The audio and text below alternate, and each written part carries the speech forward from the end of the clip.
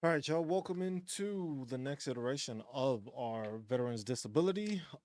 We are doing this All right, on y'all. Welcome multiple into the next platforms iteration today. of our So, Veterans Disability. just in case you're not aware of We that, doing it. just check that out. Hold on, give me 1 second. I know I'm double right now. Um, but we're doing this on two different on multiple platforms, so you can find this and listen in and tune in on different channels. So that's part of the thing we wanted to do. Just introducing myself as always, just Cruz, here to help veterans and assist them with disabilities, entitlements, tax exemptions, any information that's coming out that's new, that's important to veterans and can help veterans. We are doing this on multiple platforms. We are currently streaming on YouTube, Facebook, Twitch, and TikTok. So we are all over the place right now. Um, I need to find a way to provide all those links to you so you can view it in different channels and stuff like that. But yo, what up, Doctor Vital? Um, yeah, so that's what we're basically doing. We are going to be doing this. We are trying to work. We're trying to implement this so that basically we can try to reach as many veterans as possible. I know a lot of veterans need assistance when it comes to disability entitlements. What is offered to spouses or dependents or your kids. Oh yeah, did you get in there, doctor? Did you when you head into boot camp? Um, but yeah, that's a lot of the stuff that's there. There's a lot of information available to people. There's a lot of information out there, and I think trying to distribute it so that I can reach people on all different levels and on all different platforms, whether it be on TikTok, whether it be on YouTube, Facebook, or Twitch, is basically veterans are out there in all masses. They're in all locations. They use different streaming platforms. Not everybody is a gamer that would use Twitch. So if you're a gamer streamer on Twitch, you probably see me on Twitch. If you are looking or researching stuff, you probably look into YouTube and you do a YouTube check and do your stuff through there and get your information with a visual of a video. Um, and then you got Facebook, which is basically most of the people I served with. So there's a lot of people I served with through Facebook that reach out to me and ask questions when it comes to, hey, how do I go about filing for disability? How do I go about this? What should I file for? How do I go about doing this? Which is information that's out there.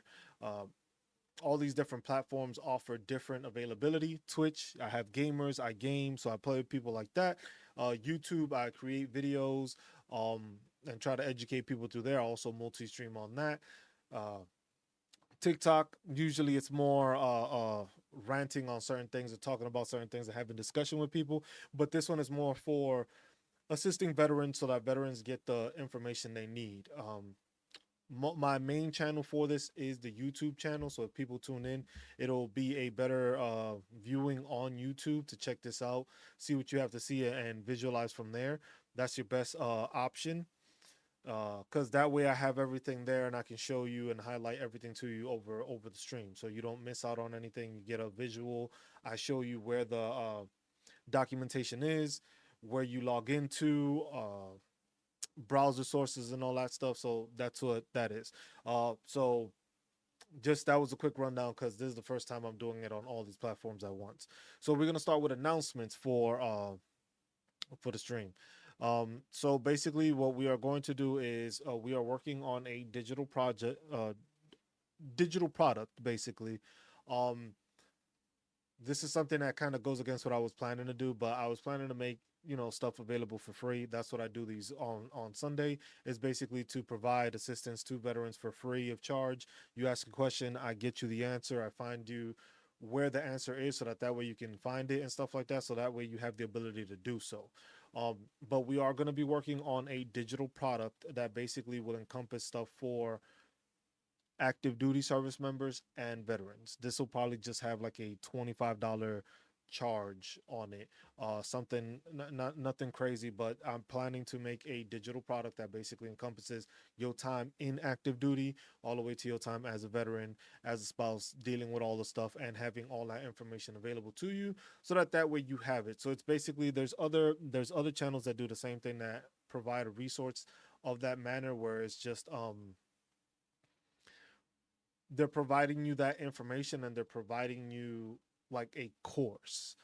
This is just gonna be like a digital product that is gonna be like a booklet that I just give out to people. Well, it'll go on sale, but this will be something that once you purchase it the first time, as stuff gets updated and stuff like that, you will not have to repurchase the item. This is something that's gonna be like a you decide to purchase the item. This is gonna be a living document basically that'll continue to keep on improving, and it'll keep on updating itself while I update it and changes are made. So it's not like some of them. Oh, my stream is skipping. Man, here we go. I don't know what it is. I'm streaming on two different things, but I'm not sure why.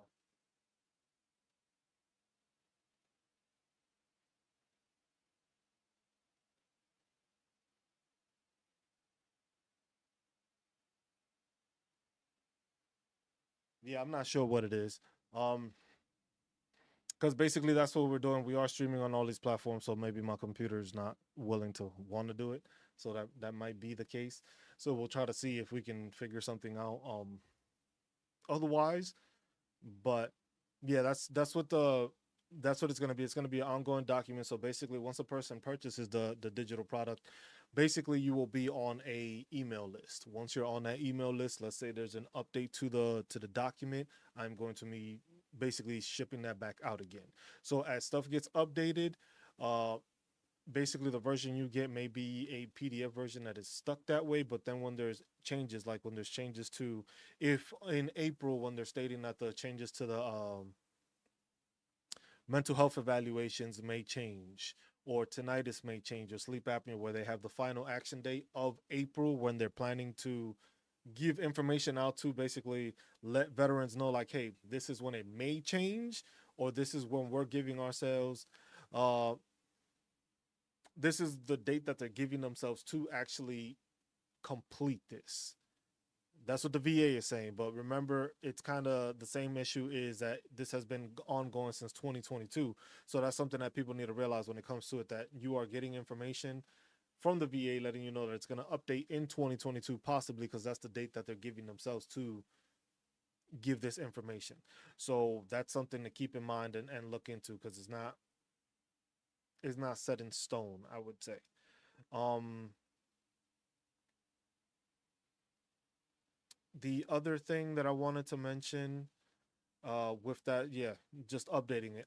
There have been updates already so far. So if people are using so there's another one of the announcements. The updates to the future, the chapter 35. So if you don't know, chapter 35 is the Dependents Educational Assistance Program, which is when a service member reaches 100% PNT, their service member, their dependents, whether it be their spouse or their kids, receives a monthly stipend while they are enrolled in a accredited institution. Basically, the rates have changed. They have gone into effect beginning October 1st. So now it's we're on October 6th. So the range has changed. Let me just go ahead and highlight this and show this. Like I said, if you're on TikTok, it's easier to see it. On YouTube, I have the YouTube link on my bio page. And you can check it out there, but that way you can get a visual of the videos and the stuff I'm showing, because it's not directly connected. TikTok Studio gives me problems when I'm trying to do it at the same time on there. But then also, this is what I'm going to show you. This is the update that is upcoming for. Hey, what happened here?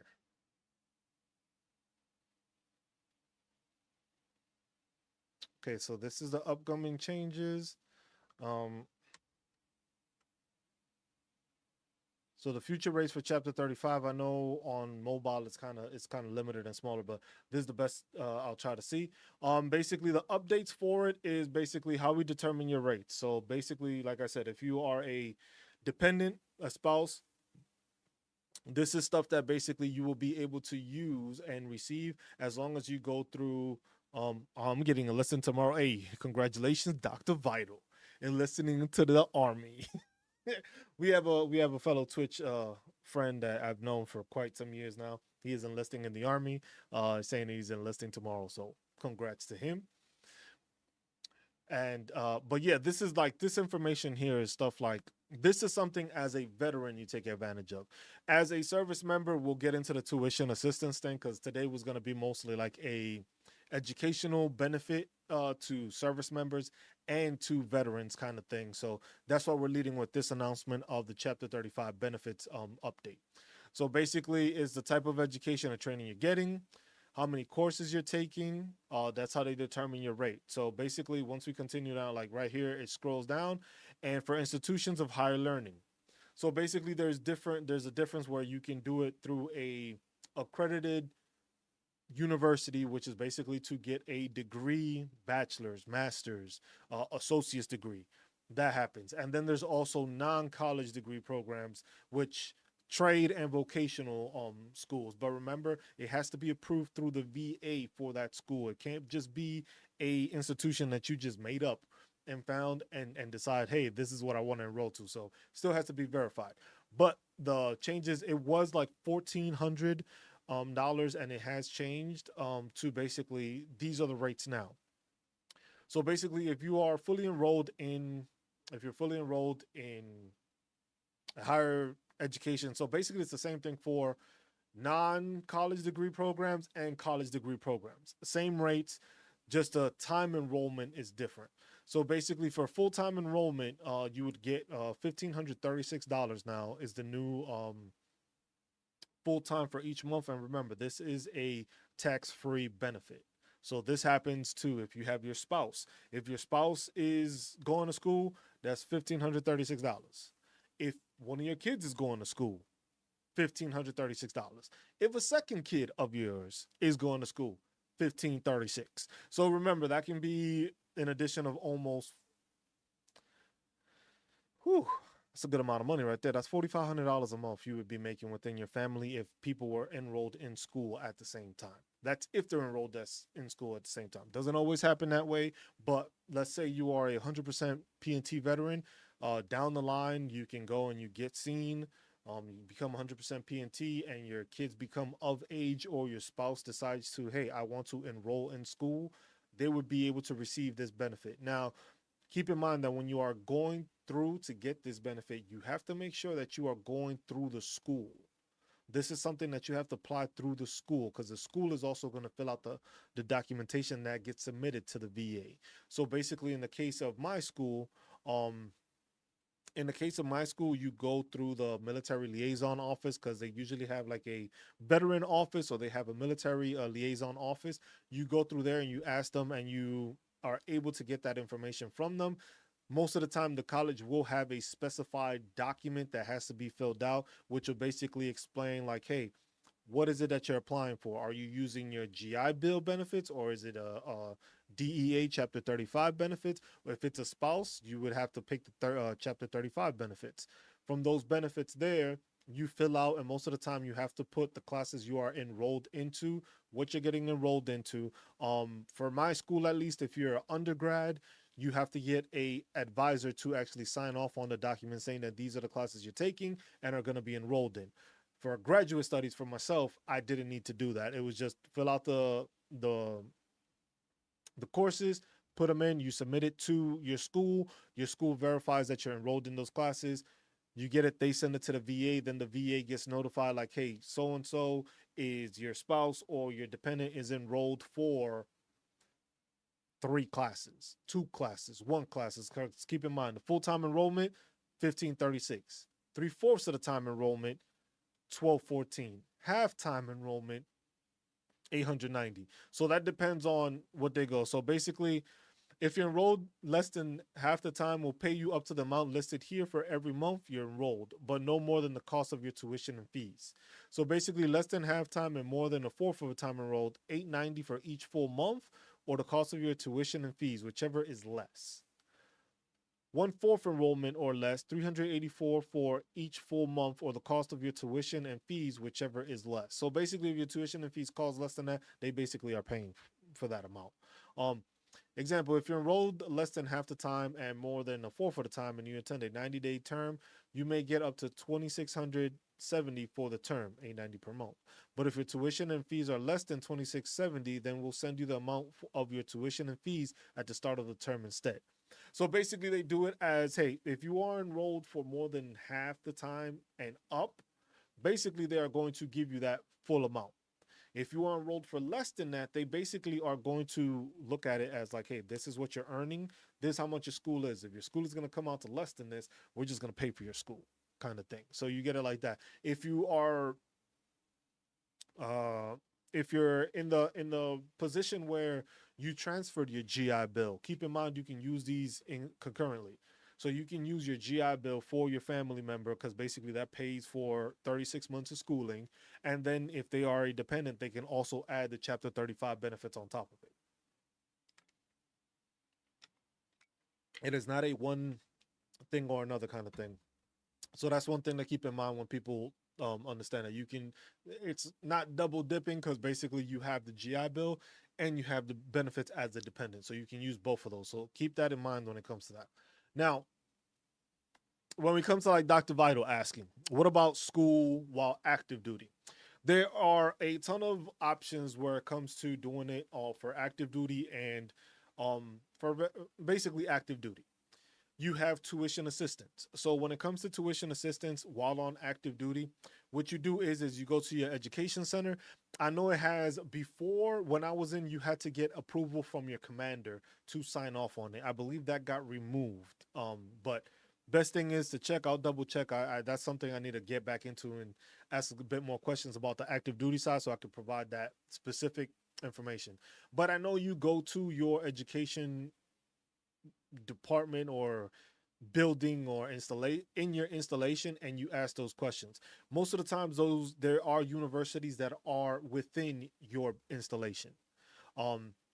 University of Maryland is one. I know Barton College is another one. There's also American Military University, which I got I did part of my schooling through there too. Um, uh, but basically what you're doing is you're going into the education facility and you are basically trying to enroll. So basically they're going to check it out. They're going to see what school, if it's an accredited school or not. They verify through that, and you basically have to show that you have been accepted into that education system. It doesn't matter what the education system is. As long as it's an accredited school, you'll be able to obtain that information from there. Keep in mind that when it comes to those benefits, it is you using them. So you get a certain amount per year. I believe no, it's not 4,000. I forget what the official amount is that you use per year, but it basically goes per credit. And that's why a lot of people decide to go to a school like American Military University, which basically gives you what the tuition assistance is. So for each credit, each class hour, every three is I think $375, I believe, that they give for per hour. So people use that. Appreciate your plot. They basically give you that amount for that. So you're basically what you're doing is that you are obtaining that information through there.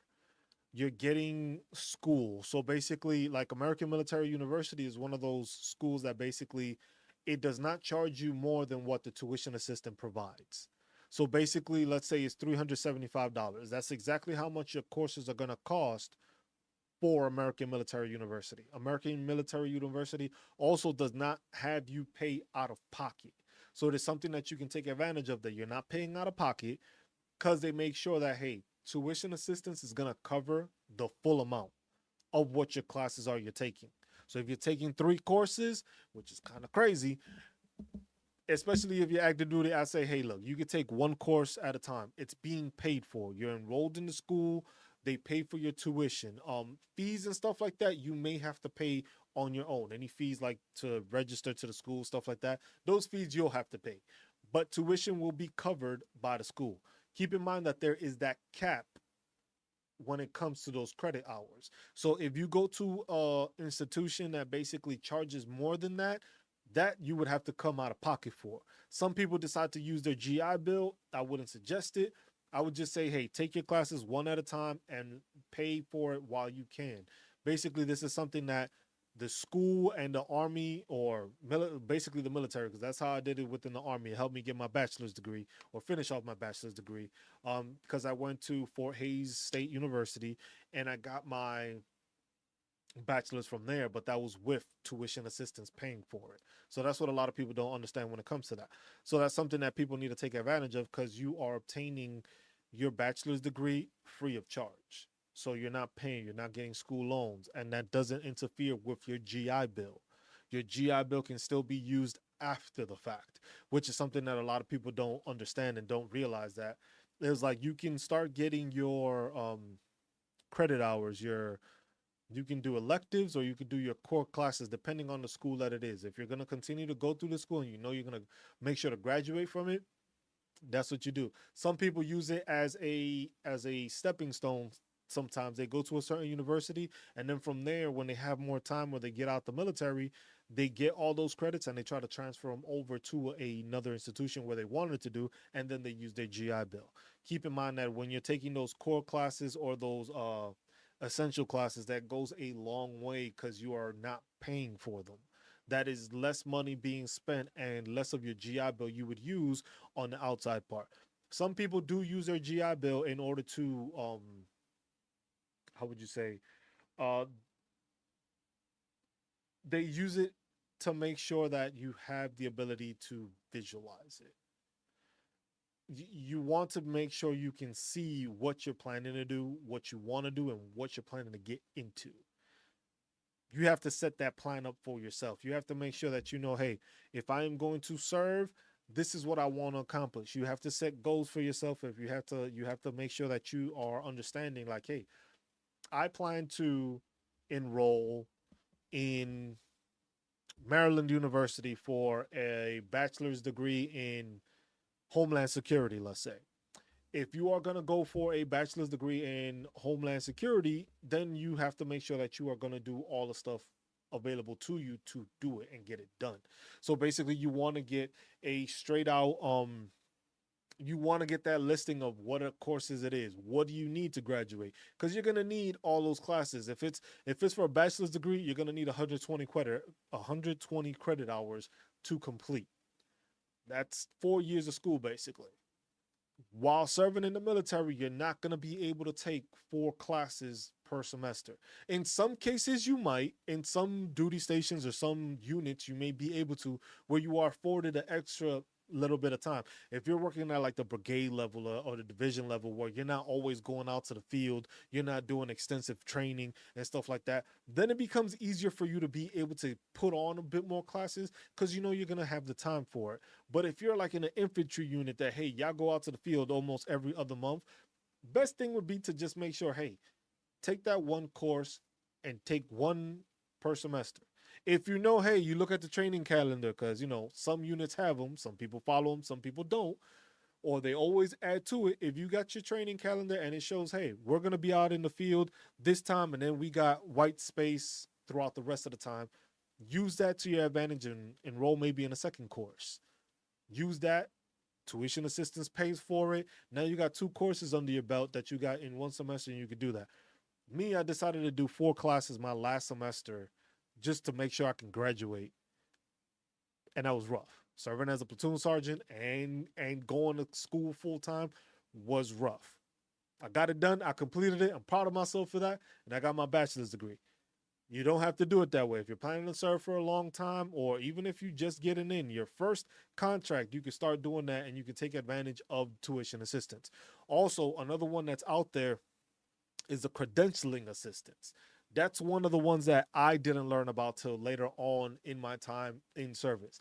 The credentialing assistance is basically a program within the military, well, at least through the Army. I have to check with the other services. If any of the other services are tuning in, please let me know if y'all have any availability or notification of that information when it comes to it, when it comes to the credentialing assistance. Because I know within the Army that's something that's available and it's used. I am not entirely sure how it works with the other services. So that's something I'm not entirely sure with the other services. With the Army, I know you have $4,000 per year that you can use for credentialing assistance. Anything credentialing wise, that's something that you still have to go through the education center or your education office facility, wherever it is on post that they have it. You have to ask them for credentialing. When it comes to any sort of credentialing, you have $4,000 per year. $4,000 per year that you can use for credentialing assistance. So you can go up to $4,000 one year. Next year hits, another $4,000. Next year hits, another $4,000. Next year hits, another $4,000. And people don't realize that, and that's one of those hidden gems when it comes to active duty service members that they don't know they can use. You have credentialing, you are able to get credentialed for $4,000 worth of stuff per year. And it is something that does not run out. There was a talk about it a couple of months ago where they were talking about cutting those funding, cutting funding to tuition assistance and to credentialing assistance because of the fact that it wasn't getting used as much. But mind you, they never take into account that, hey, soldiers are being run to the ground with all these training exercises and all these rotational deployments or deployments and all that stuff. That takes time away from soldiers being able to do it because they know most of the time that leadership is not affording them the time to get that education or to better themselves on their off time.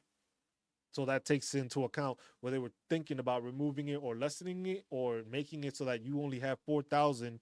I forget for a limited amount of time, or I think it was $4,000 instead of yearly. It was like $4,000 for year 10 for like a whole career in the military, which is ridiculous. Because if you think about it, if a person serves in the military and decides to use that credentialing assistance, the $4,000 per year, and they do the 20 years and retire, you have just used $80,000 worth of credentialing assistance that could benefit you in the long run.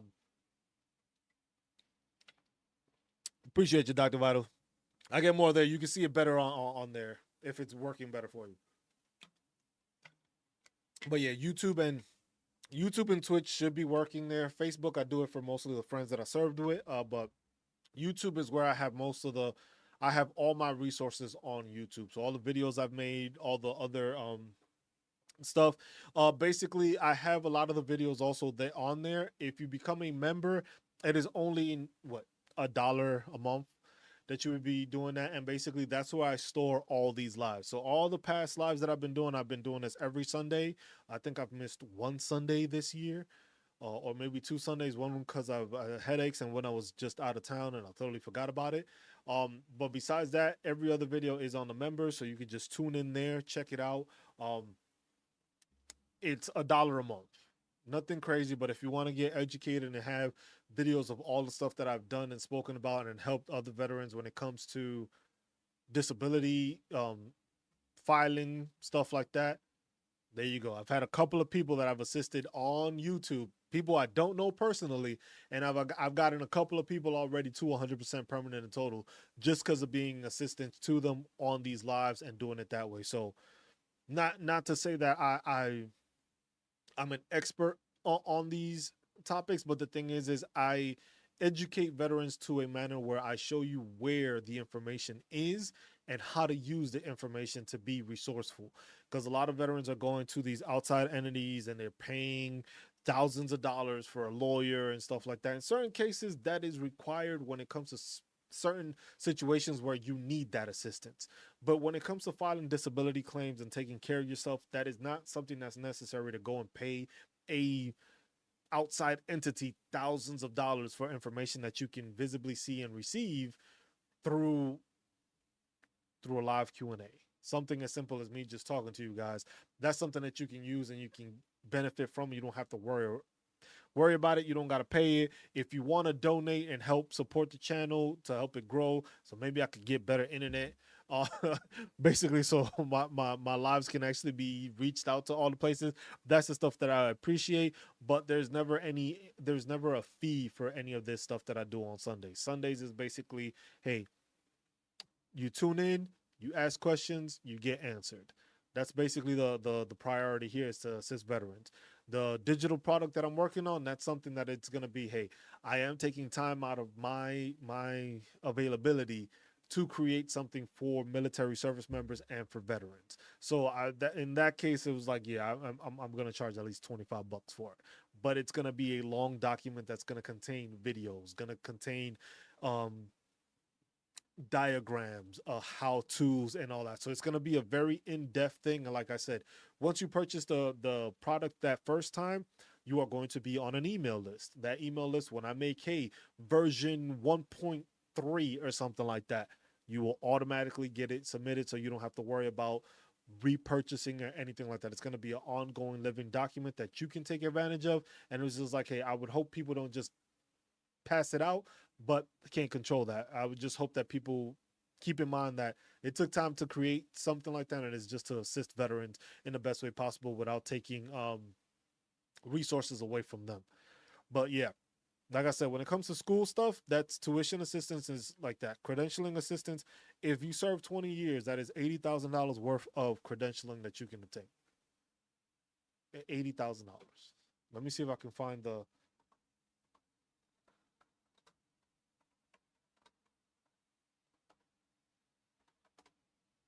actual link for it, because I know the Army has it. I'm not sure what it costs to every other service, so that's why I like to say that, because it's called the Cool Project, which is the Army credentialing opportunities online, basically. Let me see. Waiting for this to load. Do, do, do, do, do, do. Okay, so this is what I found, and this is through the armybenefits.mil site. So, like I said, anytime we do anything here, it's basically providing you the documentation from a .mil, .gov, va.gov, congress.gov, the data.gov, like all those sites is like .govs and stuff like that. Don't go off of word of mouth. I don't appreciate that, because the thing is a lot of information gets misconstrued and gets put out there that is incorrect, and it just ends up hurting veterans.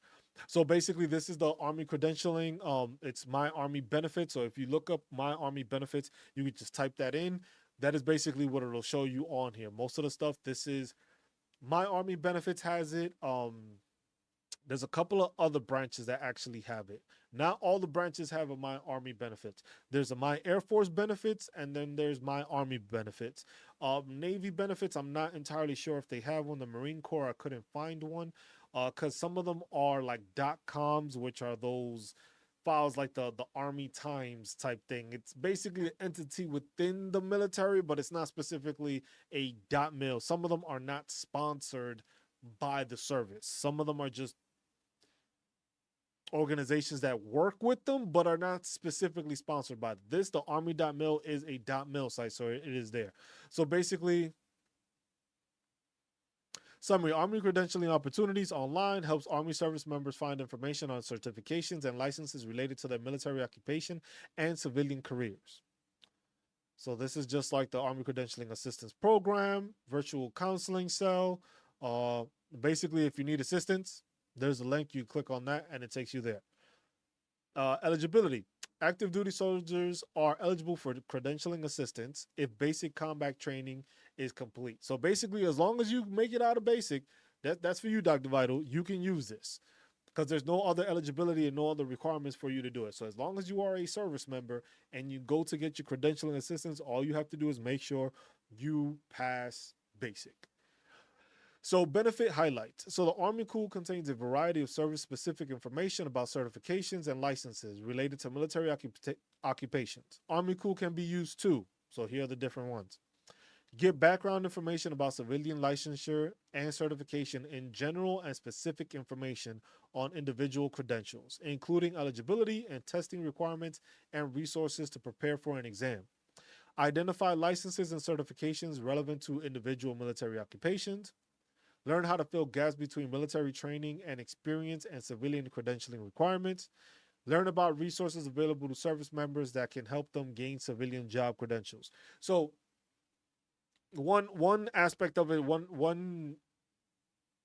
uh one MOS that I know can take advantage of this a lot is when it comes to cybersecurity. Anything that has to do with cyber in the military, this is something that you can pay to get those certifications. Most of the time, the military will assist you and will give you that training, like the C++ or Security Plus, stuff like that. But this is something that, hey, if you want to keep on getting a bit more credentialed on cybersecurity and stuff like that, this is something to look into because you can take advantage of that. And it doesn't only mean these, because it's certifications. So if it's a certification for you to be um, a better leader, that's a certification. You can go to a school and get a certification like a leadership certification. That's something there. Doesn't mean that it's going to translate all. Like, you got to keep in mind, not all of these are going to be perfect for your time in the military, but some of these and a lot of these will be beneficial to you outside of the military. If you are a service member and you served for whatever amount of time, you were in leadership positions. If you go and get a leadership certification, that goes a long way when you are outside and you are trying to apply for another job where you have leadership certification from whatever entity or whatever school, basically saying, hey, you served in the military, you got leadership, and then you got credentialing in another facility for your leadership. Goes a long way when you start looking at it like that. And a lot of people don't, because a lot of people start thinking about these things. A lot of the time, a lot of the service members start thinking about these things once they're about to get out instead of taking advantage of the stuff while they're in the military. So that's something that people need to realize also. There's a lot of stuff that you can take advantage of while serving, which you want to make sure you're doing, and then take advantage of the stuff outside of when you're serving. Soldiers can submit. Let's see. Learn how to fill gaps between military training and experience in civilian credentialing requirements. Learn about resources available to service members that can help them gain civilian job credentials. Soldiers can submit CA requests through Army Ignite ED beginning September 7th, 2023, for courses or exams that start on after October 21st, 2023. Usually they do that because of the change of the fiscal year. So when the fiscal year is changing, which it starts on October 1st, they want to make sure that you start enrolling into stuff then, so you can start then, because basically they're taking it into an account, but it has to be after October 21st, so that once the fiscal year starts for the military and they get the new budget and they have that stuff, they're able to go from there. However, FY24 requests are subject to availability of funds, which it comes in part when, Congress decides that, hey, we may shut down or we might not shut down. That's where that funding goes into. So that's where you got to realize that sometimes it is a tricky situation when it comes to these credentialing assistance, because it goes off of the defense having a budget. If there's no money and the budget isn't signed, you can't really request that stuff. You might have to delay it for a further time to use.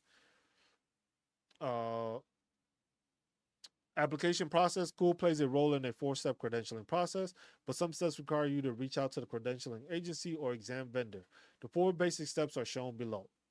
So first, find and select related credentials. Use the Explore Military Occupations menu to see how your military training and experience matches up with civilian credential requirements. Learn about selected credential requirements and contact the credentialing agency to validate that you meet their eligibility requirement. Complete a CA request. Once you have selected a credential, complete a request. You can work on any credential listed in Army Cool concurrently or sequentially up to your TACA fiscal year limit of 4,000. So I believe your TA and your credentialing assistance is capped at $4,000. So per year, you can get $4,000 worth of education.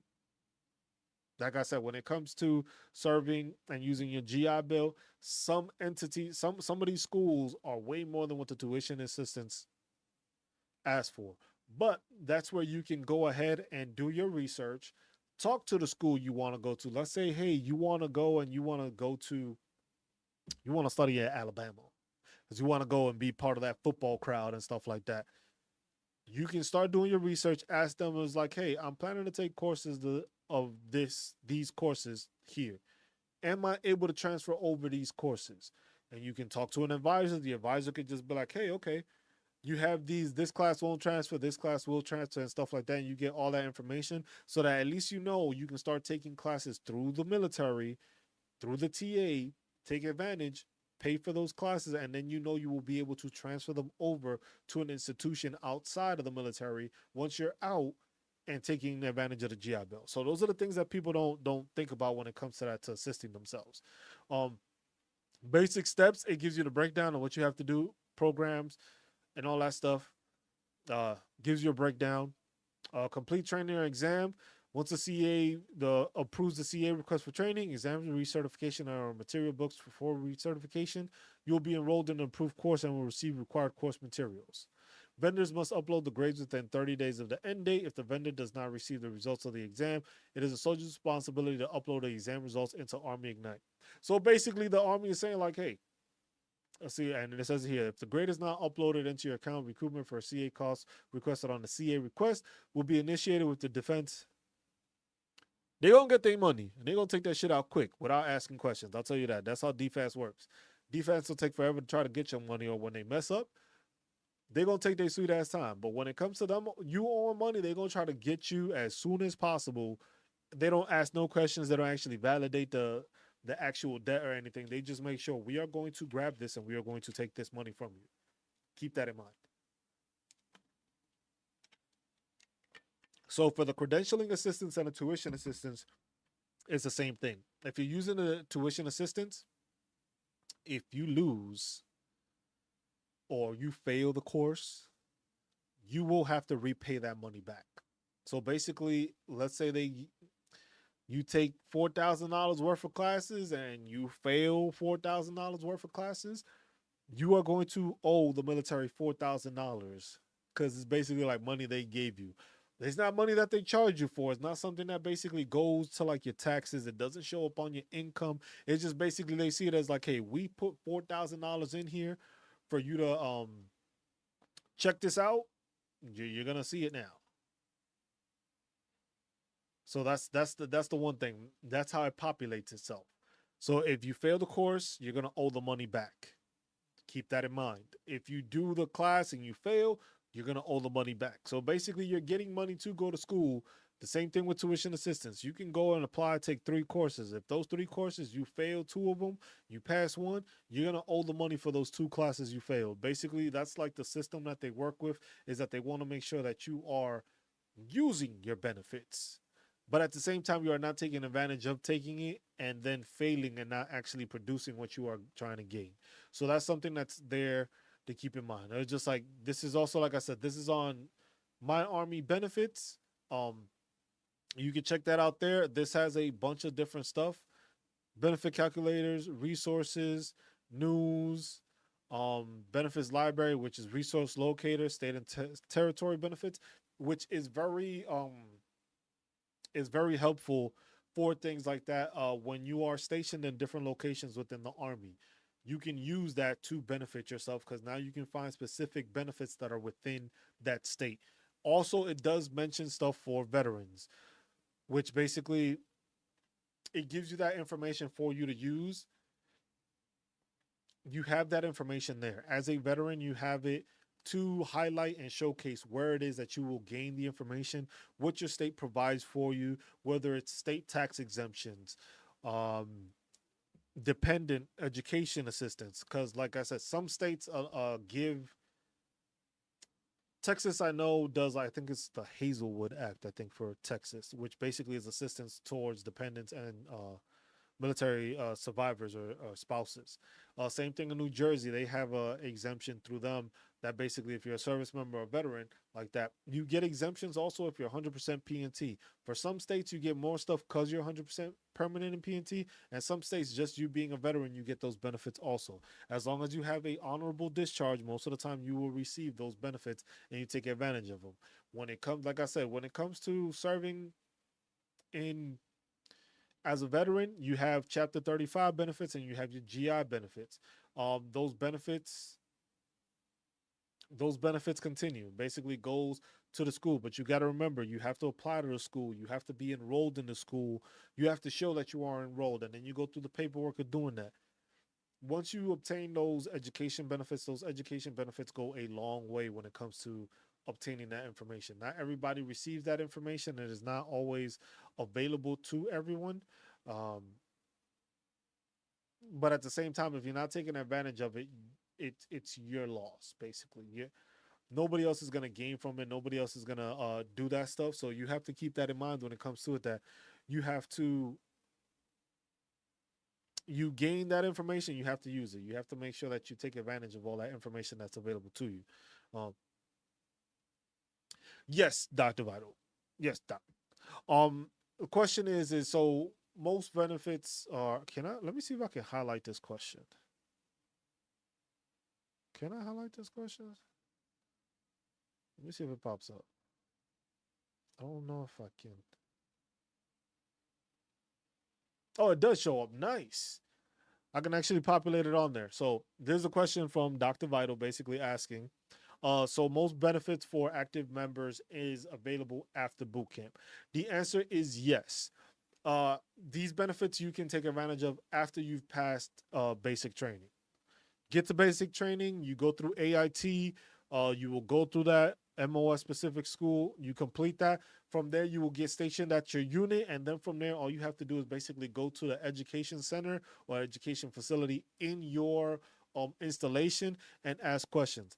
A lot of the times, you can ask your supervisor, whether it's your NCO or the specialist. Sometimes they may know what's going on, sometimes they may not. Keep in mind that depending on your leadership, it may vary. You may have somebody that supports you, making sure that you go and get your documentation, you get your information down. Uh, you go to school, you work on your degree. Some are more leaning towards that, others are not. Some may tell you, "Hey, man, you ain't gonna have time to do that." Don't listen to that. You listen to what you are capable of doing. If you see that, hey, you're gonna be doing a whole bunch of stuff and you're not gonna have the time for it, keep that in mind, because there will be a lot of times when you may be told, hey, you're not going to have time to do that, but then next thing you know, you do have time and you lost out on being able to complete a course which is like that. Don't make it a crazy course, don't make it a difficult thing. Hey, take that one class at a time. If you are there and you serve like a 4-year contract, that's at least 8 classes you can do if you do one at a semester. Remember, you also got summer courses that are 8 weeks long, so they're a lot shorter. They're condensed, but hey, if you know during the summer, like hey, some of them may have like a summer block leave, or most of the time they have like that summer block leave before they go. You can get enrolled in a class there because hey, you at least know it's gonna be slower then you can try to get more stuff. But everything is available to you after you've already completed service, your stuff. So that's something you got to keep in mind. It's not always that you get a lot of these benefits once you're in.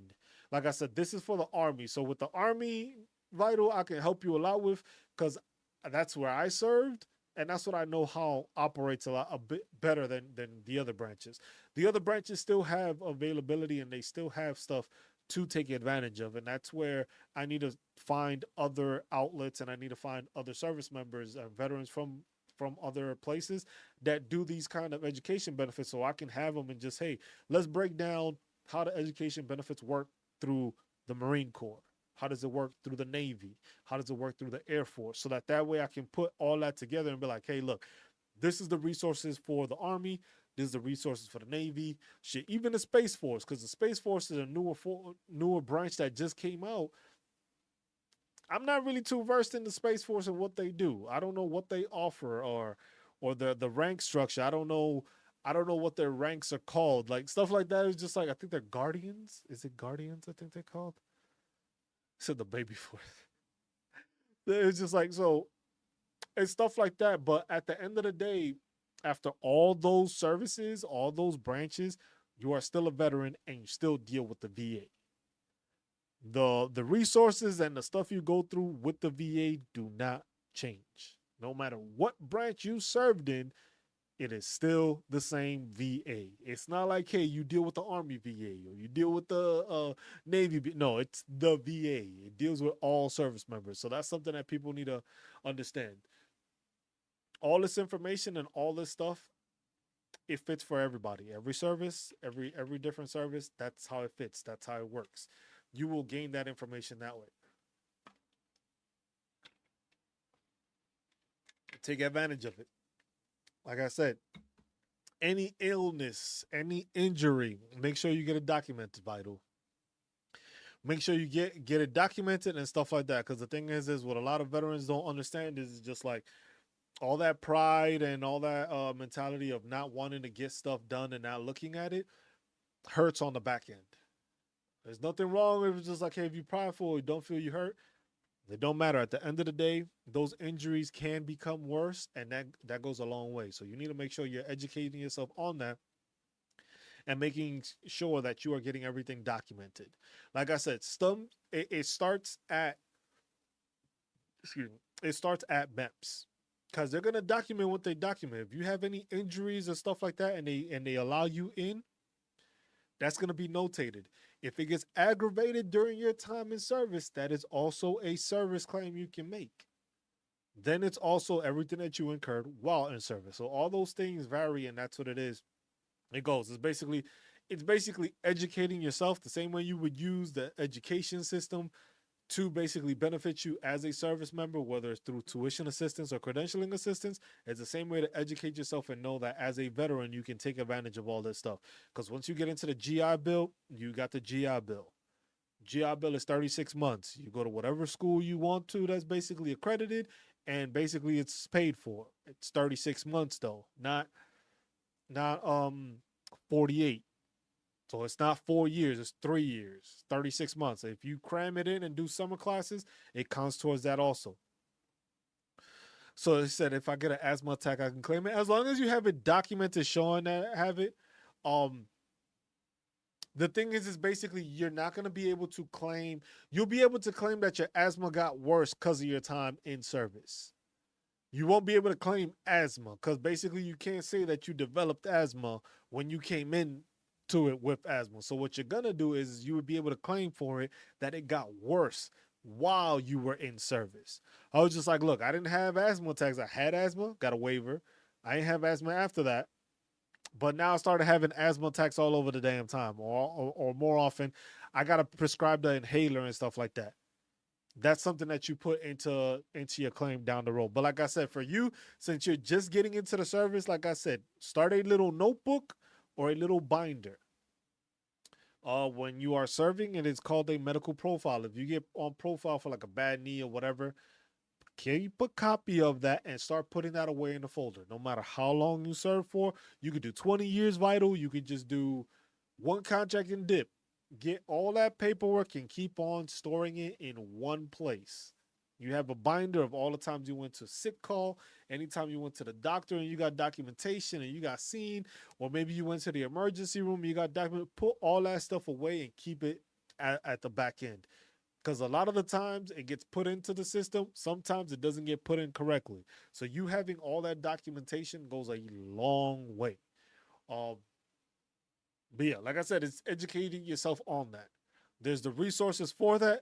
You know me already. You can always reach out to me. You have me on Discord. Just send me the Discord message if you got questions and stuff like that when it comes to it. Whenever it is that you decide that you're getting out of the military, I'm here, man. Just let me know. Um, and that's a resource that's there. I was just like, it's easy to. I'm not gonna say it's easy to get to 100% because it's not. You have to have the injuries, you have to have the disabilities, you have to have the claims, you have to have the paperwork, the documentation to get there. A lot of people think that just because they have these issues, they're automatically gonna get 100%. Not all ailments are visible. Not all ailments are visible. Depression is not something that you always see. I deal with it, but when I'm talking to y'all, I'm not. I'm depressed, but I'm not as depressed as when I'm not talking to y'all because now I'm having conversations, so it can throw my mind off of it. For some people, it doesn't work that way. Some people are always depressed. Some people deal with anxiety. Y'all see how I'm always talking so damn fast. So, um, all those are different issues that is just like not everything is visible. Some have PTSD for certain traumatic issues that they had while in service. They don't talk about those, but at the same time, it's not something that's like written on their forehead every time you see it. So you got to keep in mind that not all disability claims are visible. Some are internal injuries that you don't see or that people don't get to witness because they don't see you all the time. I was just like, y'all see me every Sunday, but y'all don't see me throughout the week. Y'all don't see me taking medication. Y'all don't see me going to therapy. You see what I'm saying? All those things are different for each service member. Each service member goes through something different and they have a different visualization of what happens. You not having documentation for it goes a long way. You not having the ability or the resources to know that you can go to tuition assistance and get a bachelor's degree while you're serving that is something that is just like we don't do enough to make sure that service members active and veterans are getting those benefits and know about those benefits. You go to school, you can like literally, as long as you're in there, you do your school, you can get an associate's or you can get your bachelor's. And then from there, once you get out, GI Bill for your master's. That's what I'm basically doing. I did used my tuition assistance to get my bachelor's degree. Now I'm using my master's degree, my GI Bill to use my master's degree. But then there's also the resource of the veteran readiness and employment, which you can use instead of using your GI Bill. So literally, if you are going to get a long education system or accredited thing, you can use that as a service member, as a veteran also. Yeah, if you want to do that, you can do that also. You can work on your bachelor's, get your bachelor's, and then enroll and try to go officer. There's nothing wrong with that. That's easy to do. But then keep in mind that there are different programs for that also. When it comes to OCS, there is the green and gold program, which is basically you going, and then there's the green and gold active duty one also. So the green and gold one, basically they send you to school, you get your bachelor's degree and do it like that. The active duty service one is basically that it continues your time. You still receive E5 pay or sergeant's pay while you're going to school. So sometimes people, like I have a friend that I'm doing my master's with now. He's doing that, and what he's doing is he's using his GI Bill to pay off the other half of what he's using. So he's still getting his military pay and his benefits, but then he's using his GI Bill to cover the rest of the stuff, so he doesn't have to come out of pocket for it. So basically, it's them saying, "Hey, we're gonna send you to school. You're gonna go to school. You'll pay for this stuff. It'll pay for whatever gets paid for because you can use you're still able to use that TA basically. But like I said, depending on your school, it might not cover everything. But then you go OCS, you go green and gold, and you become an officer. Depending on when you do it, most of the time, officers, when they've been prior enlisted, most of the time they get to captain. Sometimes they hit major. And then that's when they hit the retirement age. So if you go to just basically do it to do retirement, you'll be a captain, retire a captain, make good money, get your disability claims done, you'll be set after 20 years. And you'll be what? You 21 now, so you'd be like what, 41 by the time we getting nice pay, retired, disability check, retirement check, and stuff like that. But you don't always do the 20 years. So that's why it's important for people to understand that not everybody when they serve in the military does 20 years of service. Not everybody goes, it's only 17% of service members that actually make it to retirement age. Well, not retirement age, like retirement in the military. It's only 17% that does it. So basically, the rest of the people out here are basically just veterans that didn't complete 20 years. But you still get the same benefits as a veteran, whether you did 20 years or more. Sometimes you get a couple more with retirement pay on top of it, but your veteran benefits are veteran benefits. If you are a veteran, you are a veteran. When it comes to certain ones, it's like depending on your disability percentage. But a veteran is a veteran to the VA. It doesn't matter if you did 20 years or if you did 1 year or 3 years, 1 year. You're still classified as a veteran under their designation. Same thing with like a combat veteran. They have their designation that goes to when it comes to getting benefits.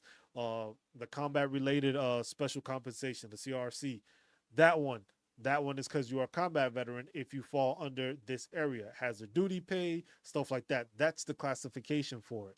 Um, while serving, you get your classification on your ERB or SRB now because it's a soldier record brief instead of the enlisted record brief.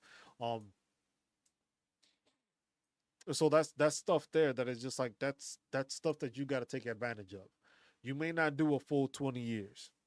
That's fine.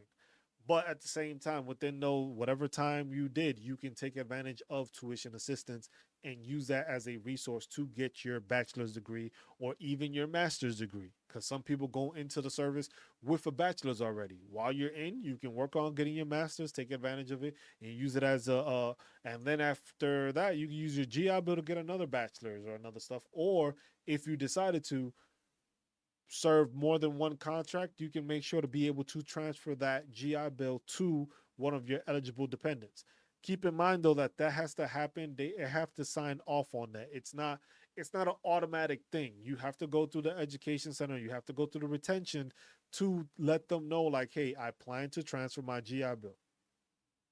The GI Bill is basically 36 months. So it's not something that you can use multiple times. But what I will tell you, Vital, is that what you want to do is you want to use the VRE program, the Veterans Readiness and Employment Program, because you can use that basically on the outside as a veteran, and you can get sent to school, and they basically offer the same thing the GI Bill does. But this is more for employment purposes. So let's say you want to get a job in cybersecurity and you need to go through a 4-year institution to get that. You can use the VRE program uh, to use it basically, and they will go. You'll get your enrollment. Basically, almost the same process as the GI Bill, not exactly the same, a couple of different things, but you go through it because you have to talk to a counselor. They have to approve what it is that you're going through and stuff like that. You get that stuff, and then boom, now you have that available to you to use. So if you get that bachelor's degree through the VRE program, you can do that, and then you can use your GI Bill after that. Your GI Bill is basically a 36-month um, program. But basically, like, as you're using it, it basically tells you how much you've used. Because basically they count it as 36 months. So they will give you a paper that says, like, hey, you've been enrolled for this and you've used this amount of your GI Bill. So this is how many days worth of education you still have available to use. And basically, sometimes there's a way around it with the VRE, that if you have at least 1 day of GI Bill left and use the VRE program, and they realize that you should have been using that to help with education or assistance like that, you may get your whole GI Bill reimbursed back. Happens in certain places and for certain individuals, not always. I have a friend of mine that does that. Served with him in basic, knew him all through, saw him on the deployment, been best friends with him since. And that's how he did it. He went, used his GI Bill. Uh, Basically, he still had it. Found out about the VRE, went through the VRE, got another educated in something there, and then since he still had the GI Bill again, he used it again. So he was able to go to school for 8 years worth of benefits. So it depends on certain situations because he fell into that criteria of not knowing and then that being placed on there. Does it always happen like that? No.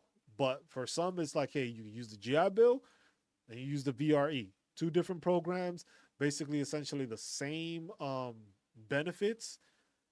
And basically you still, as a veteran, have those available to you. One, the GI Bill, because you basically served and that was part of you serving.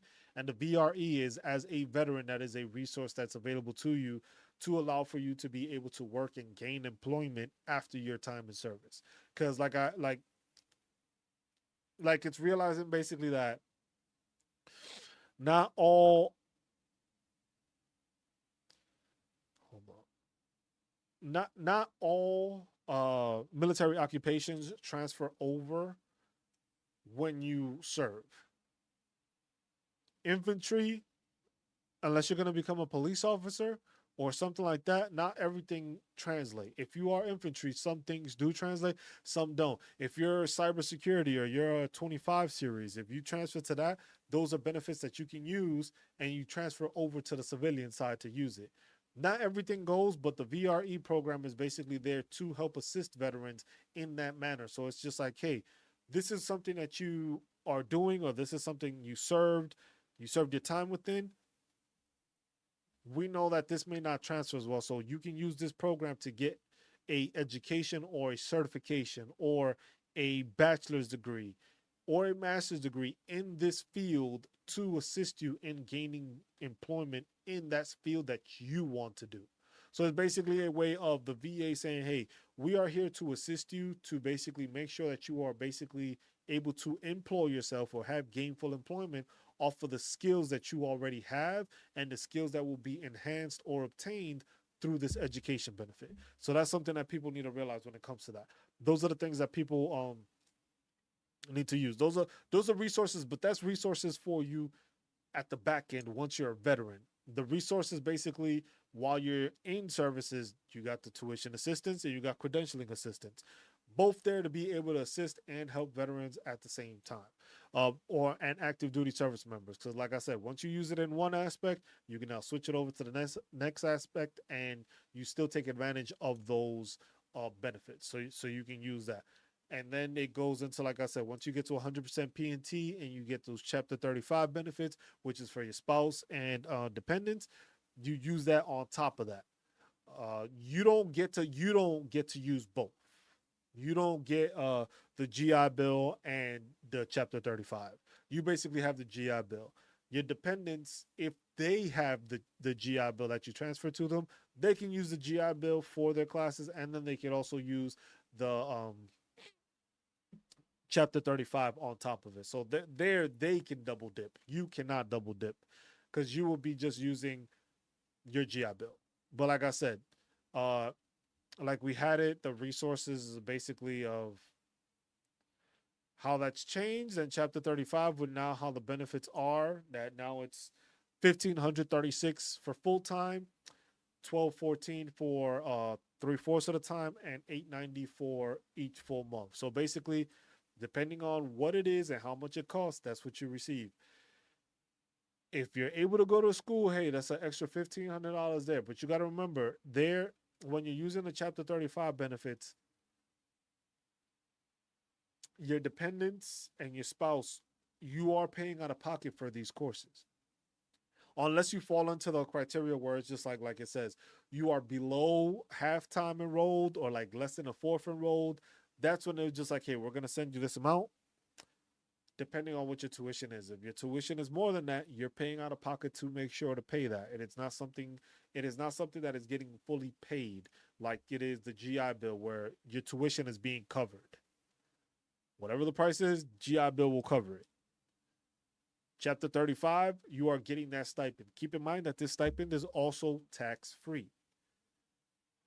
This doesn't count towards your income the same way with the GI Bill. Once you receive your BAH benefits, that is something that is tax free. So that is a way to basically earn an extra tax free check. Because remember, if you are disabled, um, which the disability charts, the pay for next year should be coming out within the next week or two when they announce what the official CPI increase or the increase will be, and then from there, that's another one of the announcements I forgot to make earlier. We will have that video out. Basically, on YouTube, we will have that video out that basically shows the disability ratings from 0 to 100%. We will be waiting on though to make sure that we also have the special monthly compensation ones added on there, so that way you have the ability to visualize the monthly rate for disability rating and then also the special monthly compensation rating on top of that. So you will have both with the videos that I make once they are both out, and I'll make sure to push those out as best as possible through the different platforms. So basically, so people can see that hey, this is how you're going to obtain this information. This is the information that tells you how much you are going to get paid for this next following year from 10% all the way to 100%. And that'll be part of the video that we make. And that's it. But this is part of the stuff that's going to be like, stuff like this is going to be um, inputted into that digital product. So this is something that you're going to be able to visualize. It's something you're going to be able to see. You're going to be able to see the changes and the benefit rates. This is something that will be highlighted there. There will be a video on it. And like I said, with time, videos will be updated and it'll be a new up-to-date video like, hey, this is the Chapter 35 benefits from year 23 to 24, or from October 1st, 2024 to September 30th, 2025. This is the rates that you will be receiving. And that's how we will be pushing it forward. And then, like I said, it'll be updated and submitted out to those who have decided to who decided to purchase the digital product, and we will use it that way. But Vital, you got any questions, any other questions you have pertaining to like school and stuff like that? Or for any veterans out here that are watching on any one of the platforms, if y'all have any questions concerning basically the GI or the education benefits going forward with your time and service and stuff like that. Because like I said, this is something that not everybody is aware of, doesn't get that information, but this is stuff that assists veterans on the long run. You are going to learn from this. You're going to be assisted with this. This is going to give you that information. Oh, damn, I didn't even notice. Why didn't my chat show up? Hold on, y'all. My bad. I've had so many messages on here that I haven't even seen. Hold on.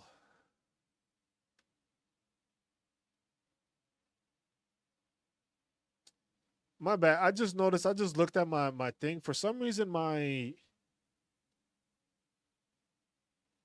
I don't know why I have not seen any of the messages coming through YouTube. Let me see if I can catch up to some of these because I just missed a whole bunch of these that usually it comes out on my program, but it didn't. Uh, so Abdel said the stream is better here than on Twitch. Hey buddy, I've been enrolled in Bearded Ginger in the VRE program just recently. I was trying to see if I could transfer my education to something else. I got a new case manager and the old one was horrific. And he basically picked my education for me. I'm super stressed out and unhappy with it. Bearded, that is something, I will say that is something that you have to have a conversation with on them.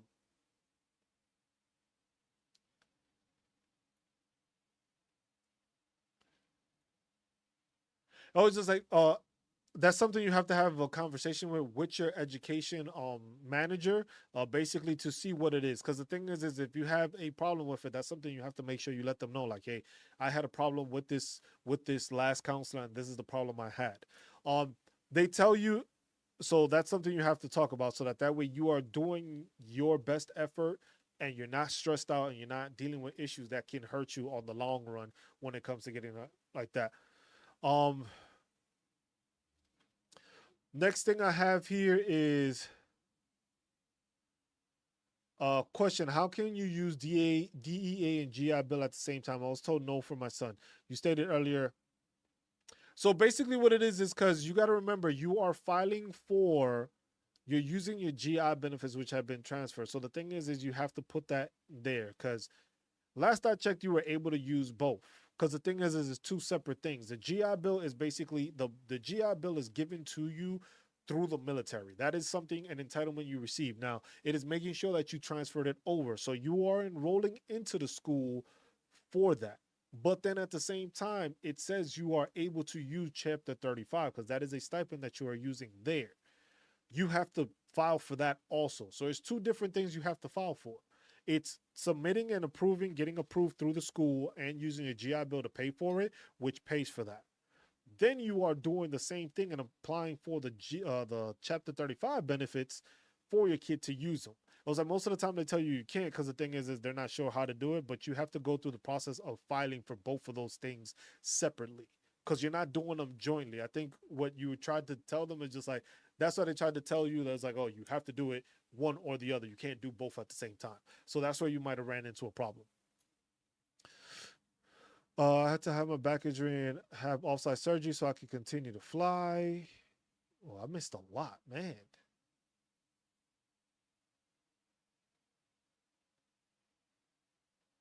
I was armed. I had airborne. I have a medical folder and record everything while you're in active service.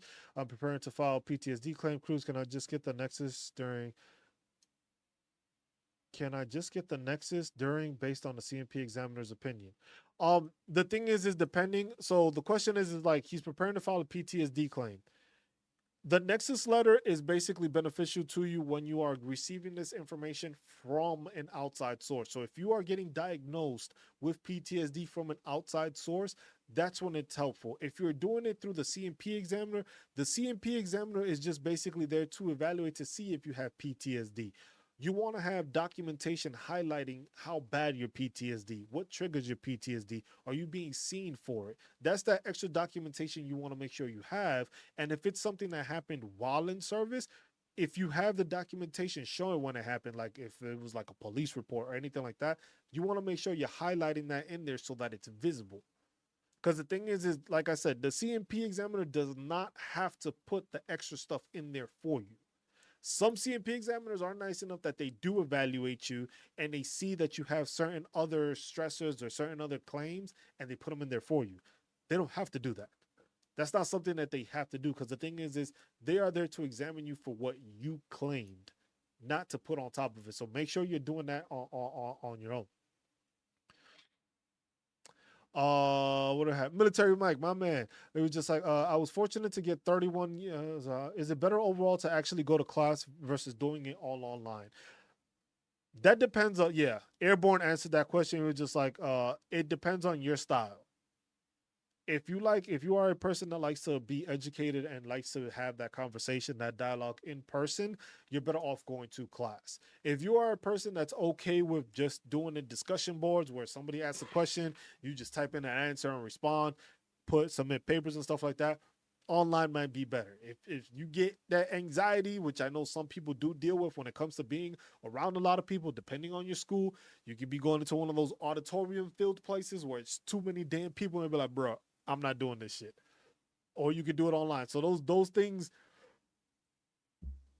So bearded ginger. Now that I'm actually seeing these messages, so it's not only that you get them. So what you have to do in order to make sure that you are getting, keep this in mind.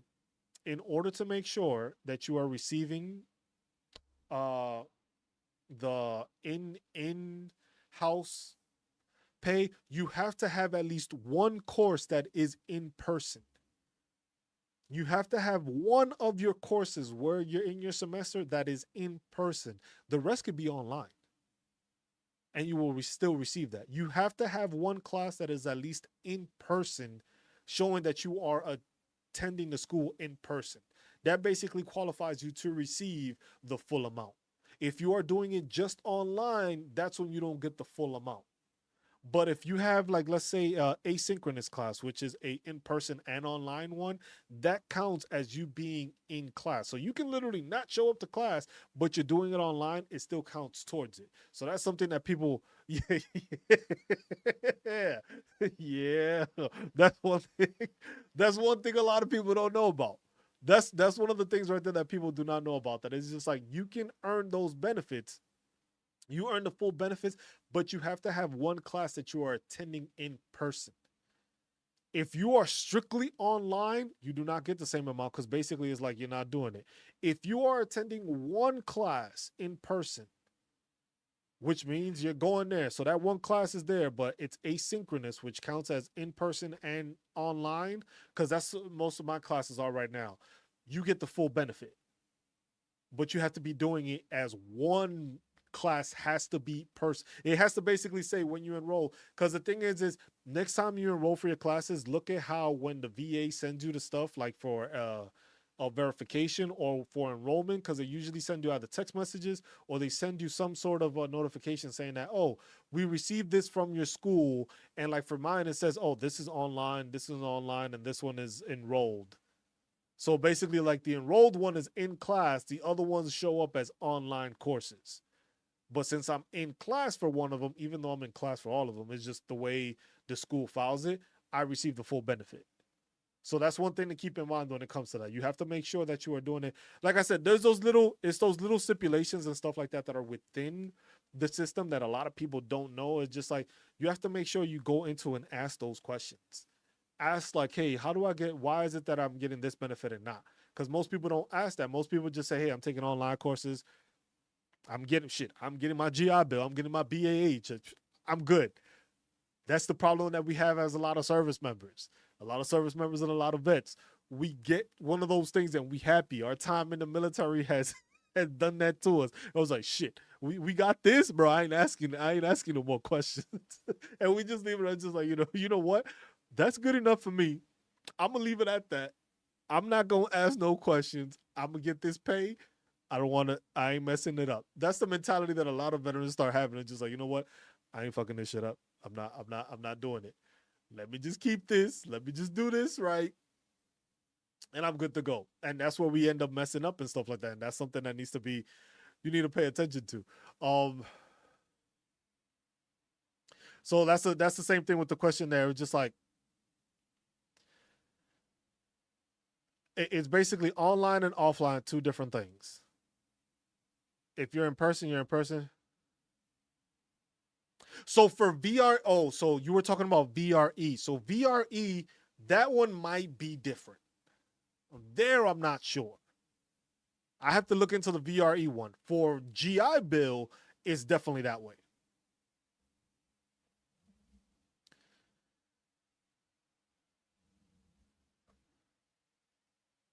So so that's the thing. For VRE, I'm not sure what the stipulations may be for that one. That one I have to look into.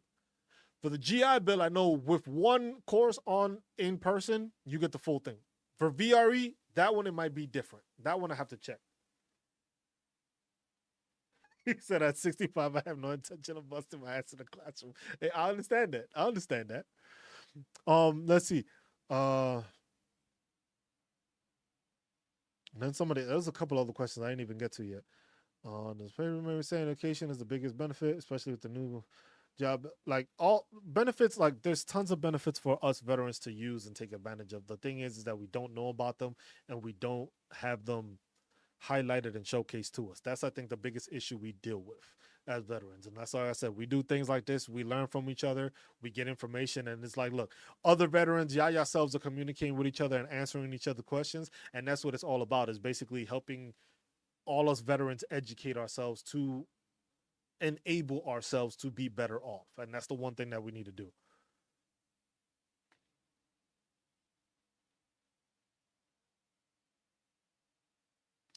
Well, let's see. So go for a VR.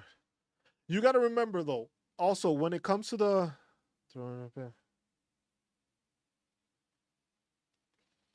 can I receive my 100% disability, my 31-year retirement pay, my pension from the post office, and my education benefits pay all at the same time? Military Mike, yes, you will receive all that stuff. You receive all that money. There's all those things are different entities. Your 100% disability, one thing. Your retirement pay, another thing. Especially if you live in a state that doesn't tax your retirement income, tax-free retirement pay, tax-free disability pay. Your pension will get taxed from the post office, but that's a whole different pension. And then GI Bill, whole nother thing. That's a check, bro. You're getting a nice check monthly. That's a crazy check you receiving. You trust me. You don't have to worry about work. You don't have to worry. You can relax, go enjoy yourself after all the time you serve. Go enjoy it. You're gonna be collecting all that with no issues. Um, so the thing is like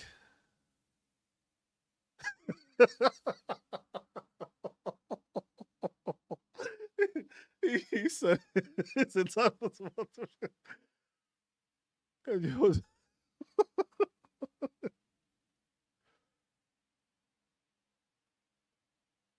yes, and that is the one thing.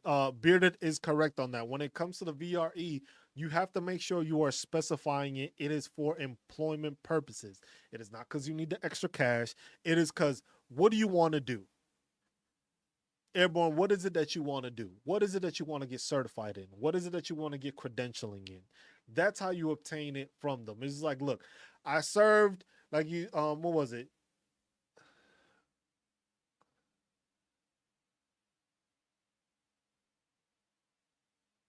You said classes benefit. So what you need to do is if your GI Bill runs out, you need to make sure to talk to the VRE soon. Because the thing is there's a clause. They ask you what you want to do. They want to know what you're doing, what you're getting into. What is it that you want to become more better at? What up, Clayton?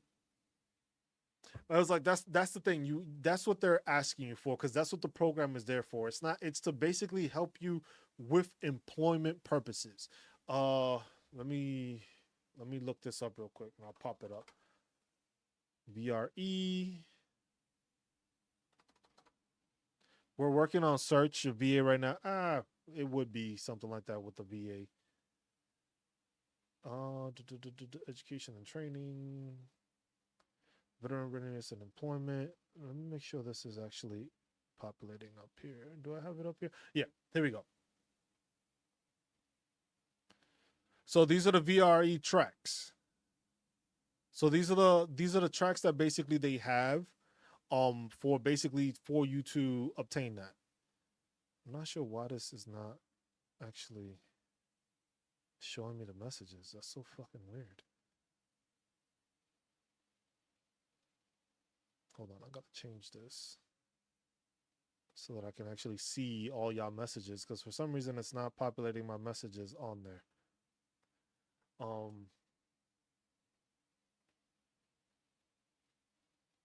Probably gotta make some changes on there.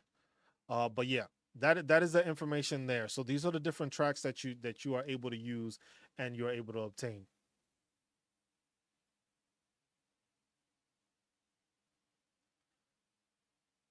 Give me 1 second. I need to find it to make sure I'm seeing, because the thing is usually everything just populates and I see all the messages all at once, and for some reason I am not seeing the messages populate. So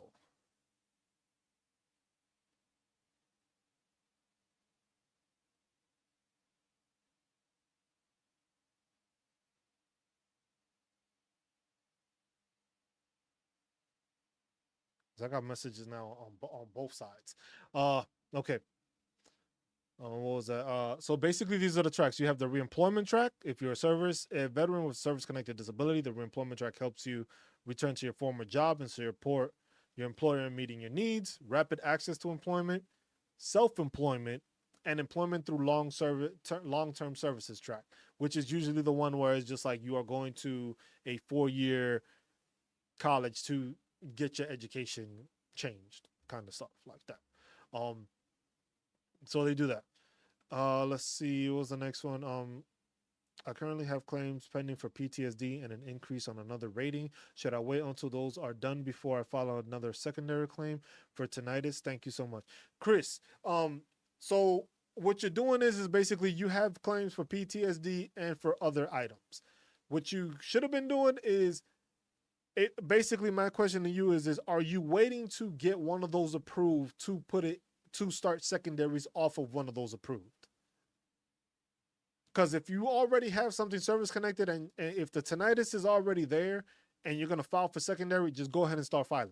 There's no need to wait if it's already a service connected issue that you are tying into a secondary.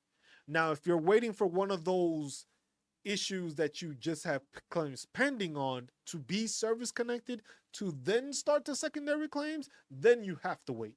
But if you already have that stuff already service connected, there's no reason to wait. Because basically, remember, the time frame you wait, that is what changes your disability, your effective date. So let's say whenever you file those claims, if those claims don't get you to 100% and that secondary may get you to 100, it's going to start off from when you file that secondary claim. So basically, you have claims pending. They have that date that you did the intent to file date for the PTSD and those other claims. So basically, if you get 100% from there, that's going to backdate you there. You can file that now. You don't have to wait. You could have filed that with your PTSD. If you can, see if you can actually put it into that other one that you already had an intent to file so that everything is connected to that first intent to file instead of it doing it. I'm not sure if there's a time restriction on when you can place those. That's one thing I need to double check and I need to make sure on. I'm not sure there. Because if you already have service connected for tinnitus and you're doing Meniere's disease, which is the ear thing, which I thought I had, they didn't diagnose me with it. I'm damn sure thought I did have it though. They just gave me the loss of hearing. They gave me that, but they didn't do the Meniere's disease. You can file for that ahead of time. And you don't have to worry about that. I would say just file for it now if you have it. Just make sure you have your diagnosis. Make sure you have your documentation. If you've gone to audiology, because that's what your CMP is gonna, they're gonna do that. They're gonna send you to audiology. They're probably gonna have you do another hearing test. They're gonna do it through there. But if you have an outside diagnosis, which a Nexus letter explaining that, should be good to go.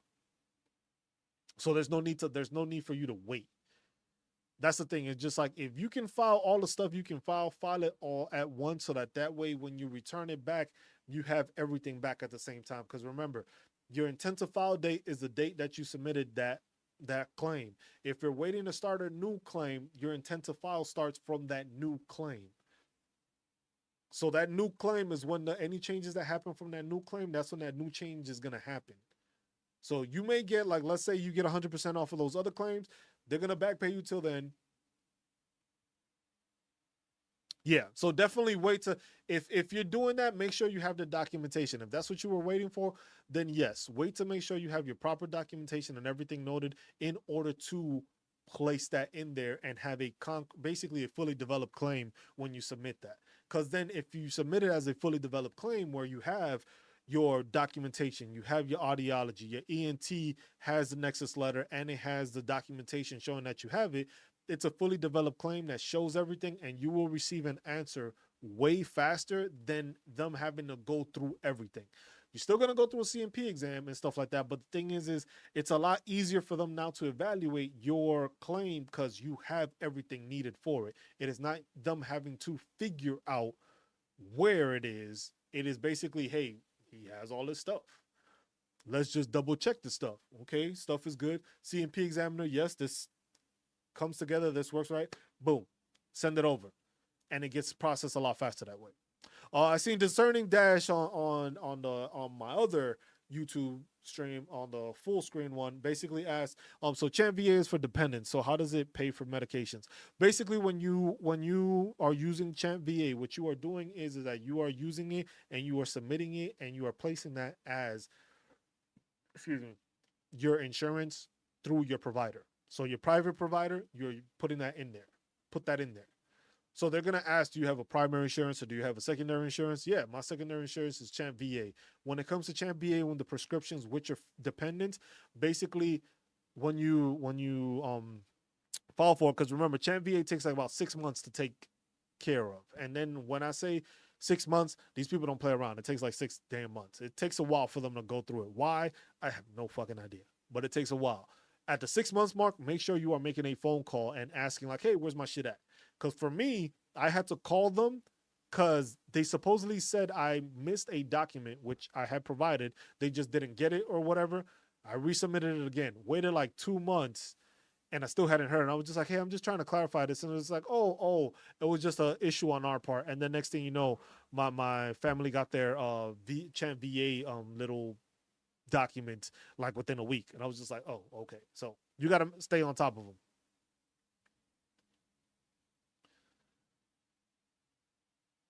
No, if you are getting medications through the VA, you don't pay for them. If you are getting prescriptions through the VA, you are not paying for them because the VA is prescribing them to you. You don't pay for it. If it is an outside provider that says, hey, you should be put on this medication, that is something that you have to make sure to communicate to the VA so that the VA can actually cover that instance. Because a lot of people think that it's just like, if the VA does not have it prescribed, you are not going to receive that prescription. They're not going to pay for it if it's an outside entity. You have to make sure that your outside entity and you are passing it down to the VA so the VA finds that prescription. It was like, okay, this is how it is.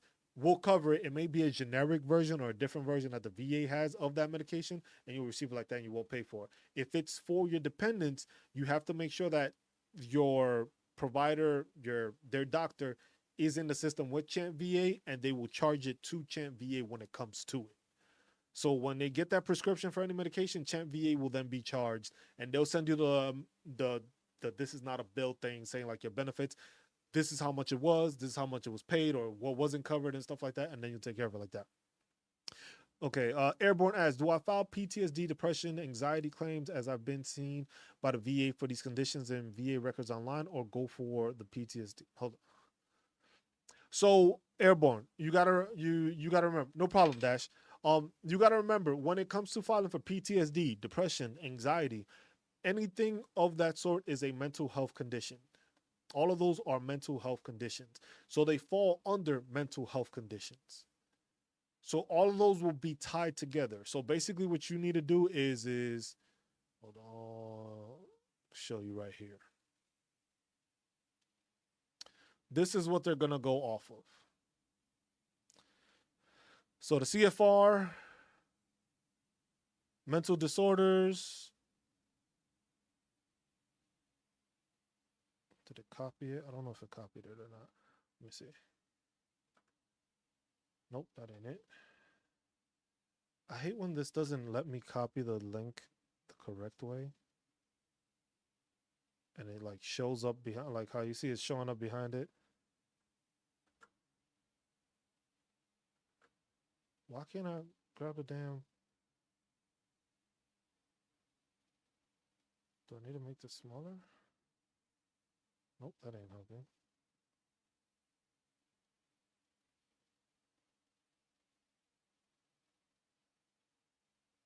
We'll put this in here. Well, no, because that doesn't give you the full thing. I need this. I don't need the man. I don't need the citation. Oh, for some reason this is giving me issues. But just go. I would say go to the CFR, which that I know I can link to you.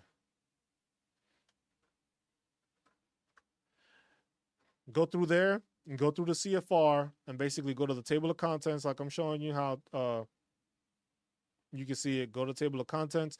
Go to mental disorders, and it's basically going to give you that information through there.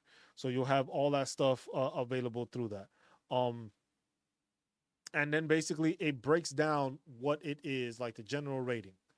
So this is what you're basically getting from it. You're not going to get anything. It's not going to change. It's not going to be anything different of the sort. It's basically what you get through the general rating of here. So all your mental health falls into this criteria.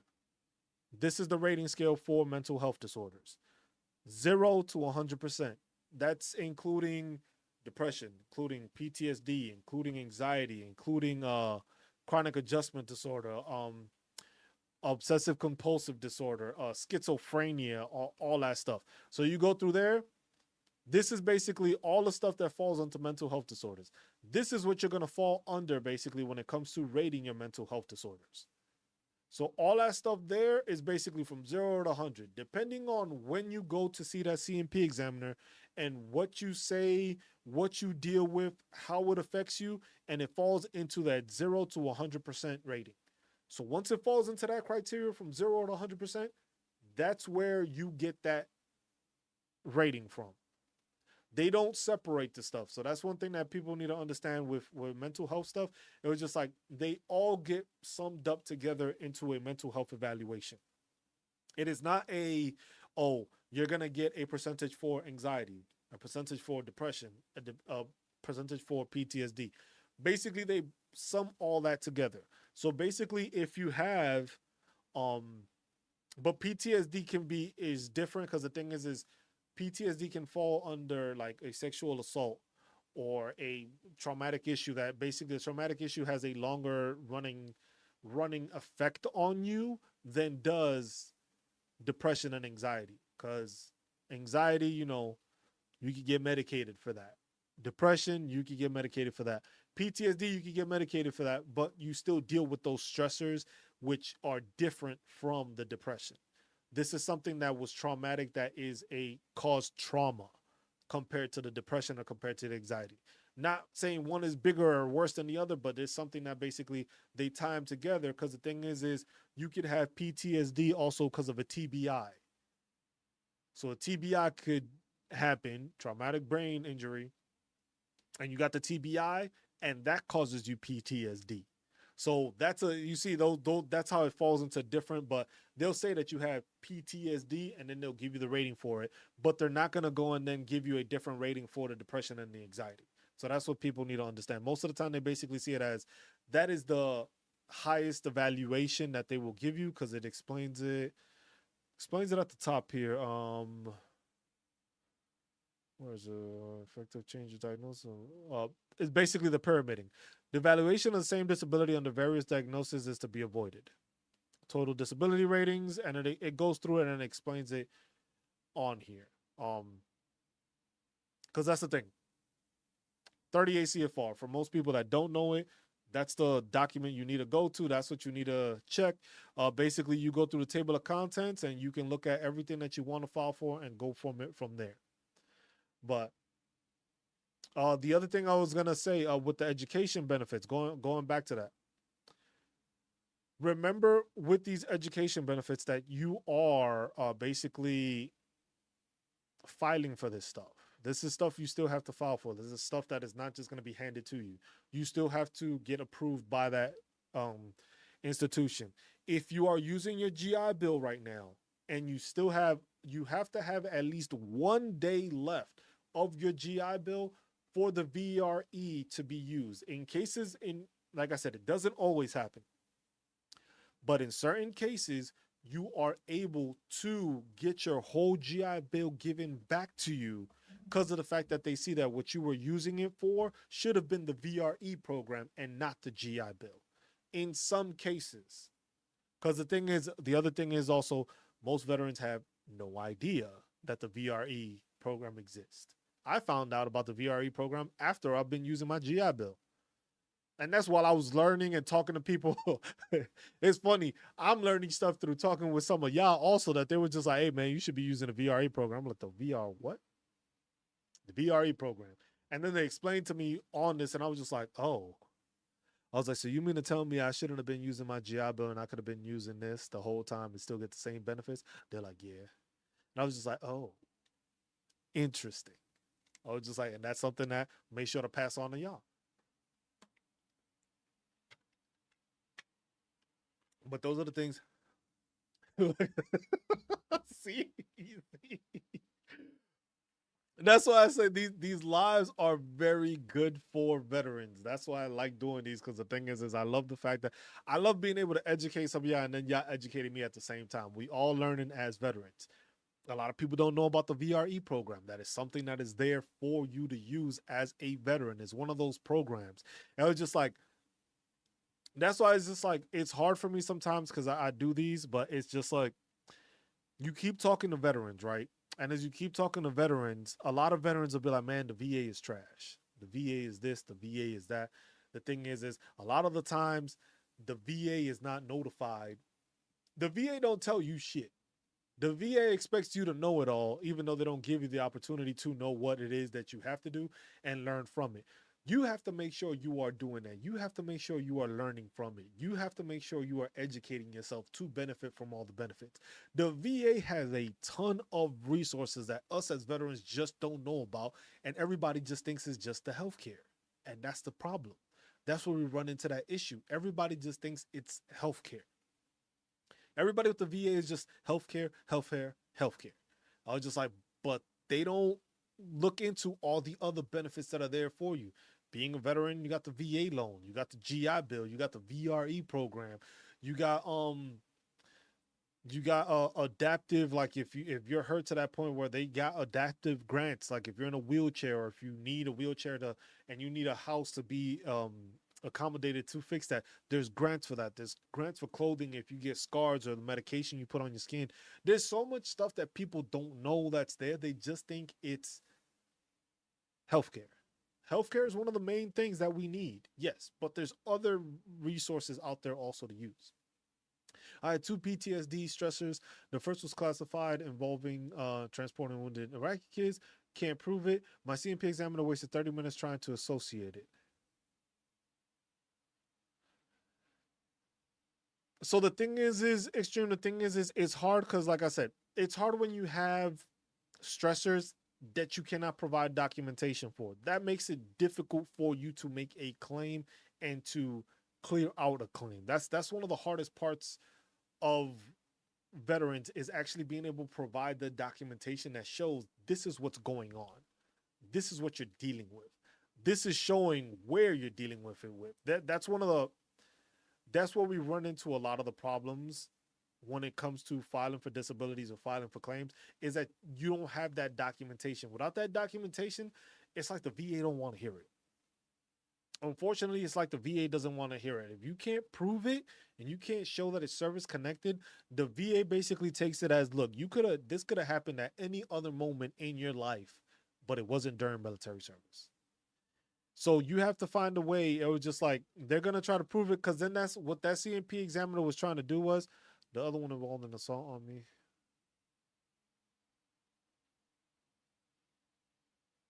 So the thing is so extreme. In the case of the fact that the CMP examiner did not want to read it, That's basically, you got to look at it. There's two ways to looking at this. When the CMP examiner doesn't look at certain evidence, it's basically because it's foolproof. It's not that they're trying to disregard you. It's not that they're trying to not acknowledge what happened. Sometimes you have your documentation is straightforward and it says what it says. They don't need to ask you questions. They probably asked you on the classified one because the thing is they don't have enough information on that one. For the one that you have the solid medical evidence for, they don't need to ask you questions on it because the evidence is all there.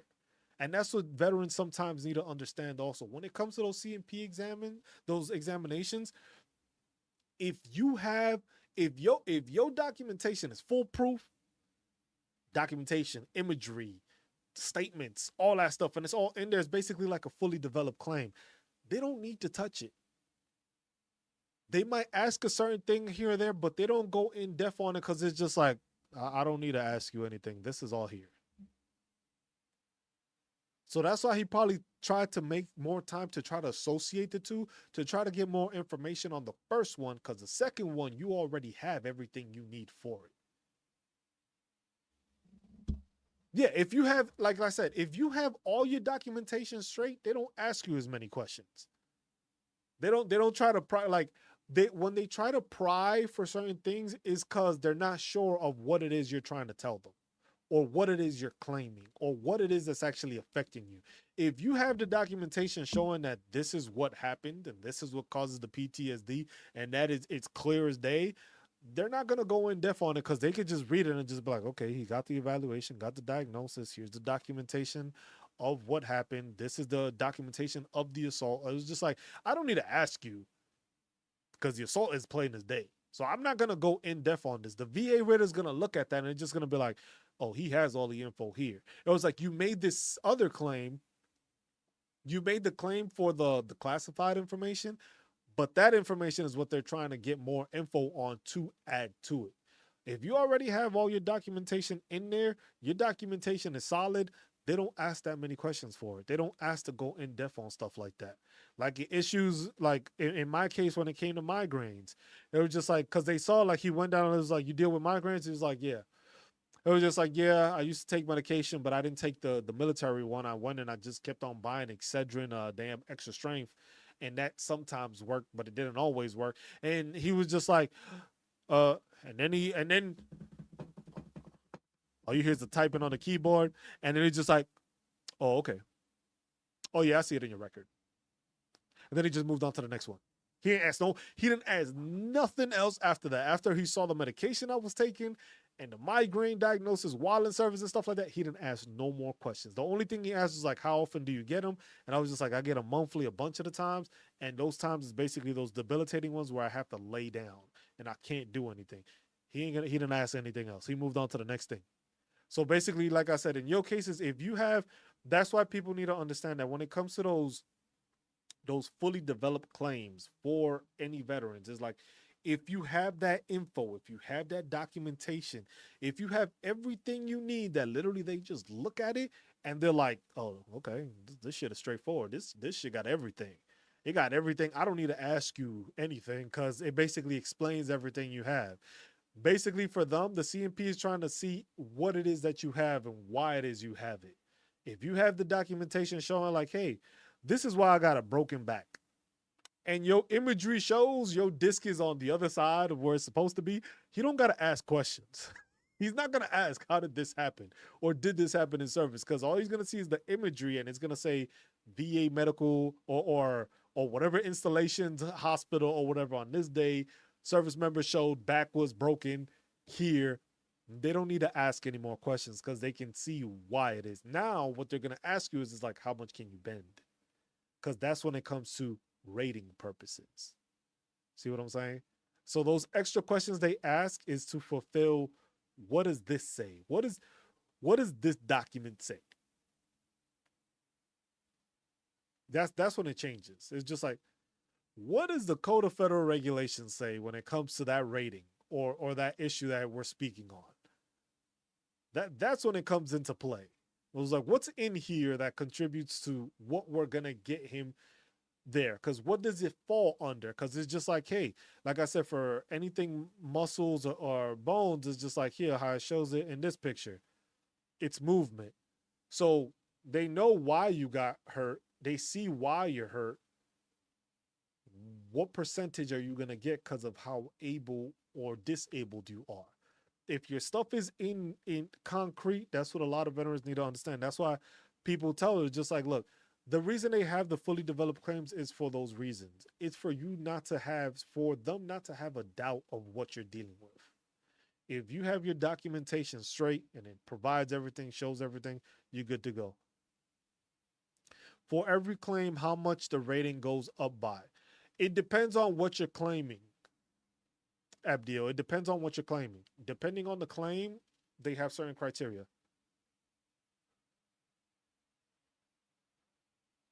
Uh, Extreme recluse. Oh, vital, my man. He said it's vital. What's up, man? My man found me. He got me on Twitch and came all the way to YouTube. I appreciate you for the views in here. Um, it goes depending on what it is. So this document here, vital, is basically this is a schedule of ratings. This basically shows. I should be able to link that again. There we go. This is the. That is the YouTube working better than Twitch. Yeah, that's the second. I've been seeing that. I don't know what it is, but like I said, I'm streaming like I'm streaming to YouTube on this computer, and I'm streaming to Twitch and Facebook on the other computer, and I got TikTok on my phone. Um, but these the schedule of ratings basically highlights everything you need. Everything you need is in here in this document when it comes to ratings. So depending on what your rating is and what you're looking for, changes because some ratings get you more percentages than others. Everything is not the same and everything does not get you 100%. So like in the case of, let's say, migraines can get you to up to 50%. That's the most migraines can get you. PTSD and mental health issues can get you 100%. Certain bone or muscle injuries only get you up to like 20, 30%. Depending on what it is, depending on what it is you claim, everything is worth a different amount. Everything does not get you to 100% unless it's just like if you lost a limb, you fall under the special monthly compensation, which is different. So basically, they're gonna rate you at that. What was that? Out of a middle finger, cannot claim it. If your middle finger is getting worse and it keeps on getting worse, each finger is worth 10% as long as you can show it while in service that something gets wrong. So when you get in, make sure that you get seen and be like, look, man, my finger's messed up, this, and that. Go to medical, get that checked out. Be like, look, I got a messed up finger. It happened while I was doing this. It was just like we're doing some training, and I think like my finger popped out or whatever the case may be. Get that seen, get it notated, and then down the road, it just be like, look, my finger don't operate or move the same, and you claim it that way.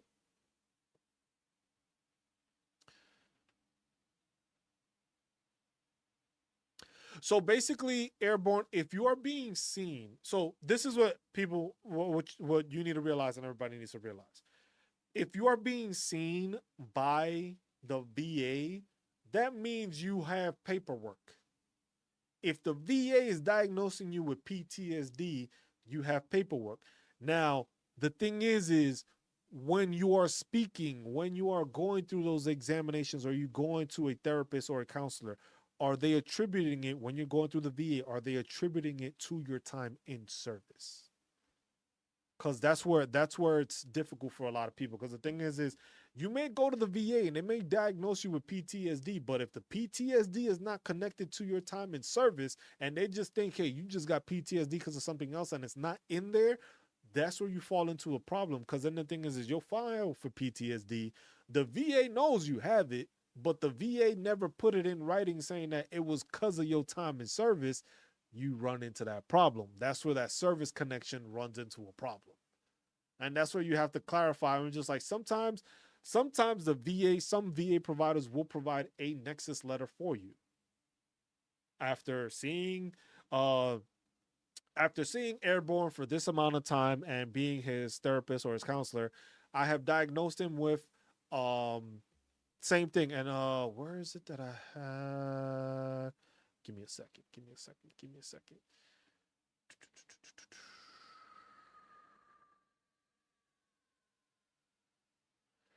Give me 1 second. I have to try to find where I put that file.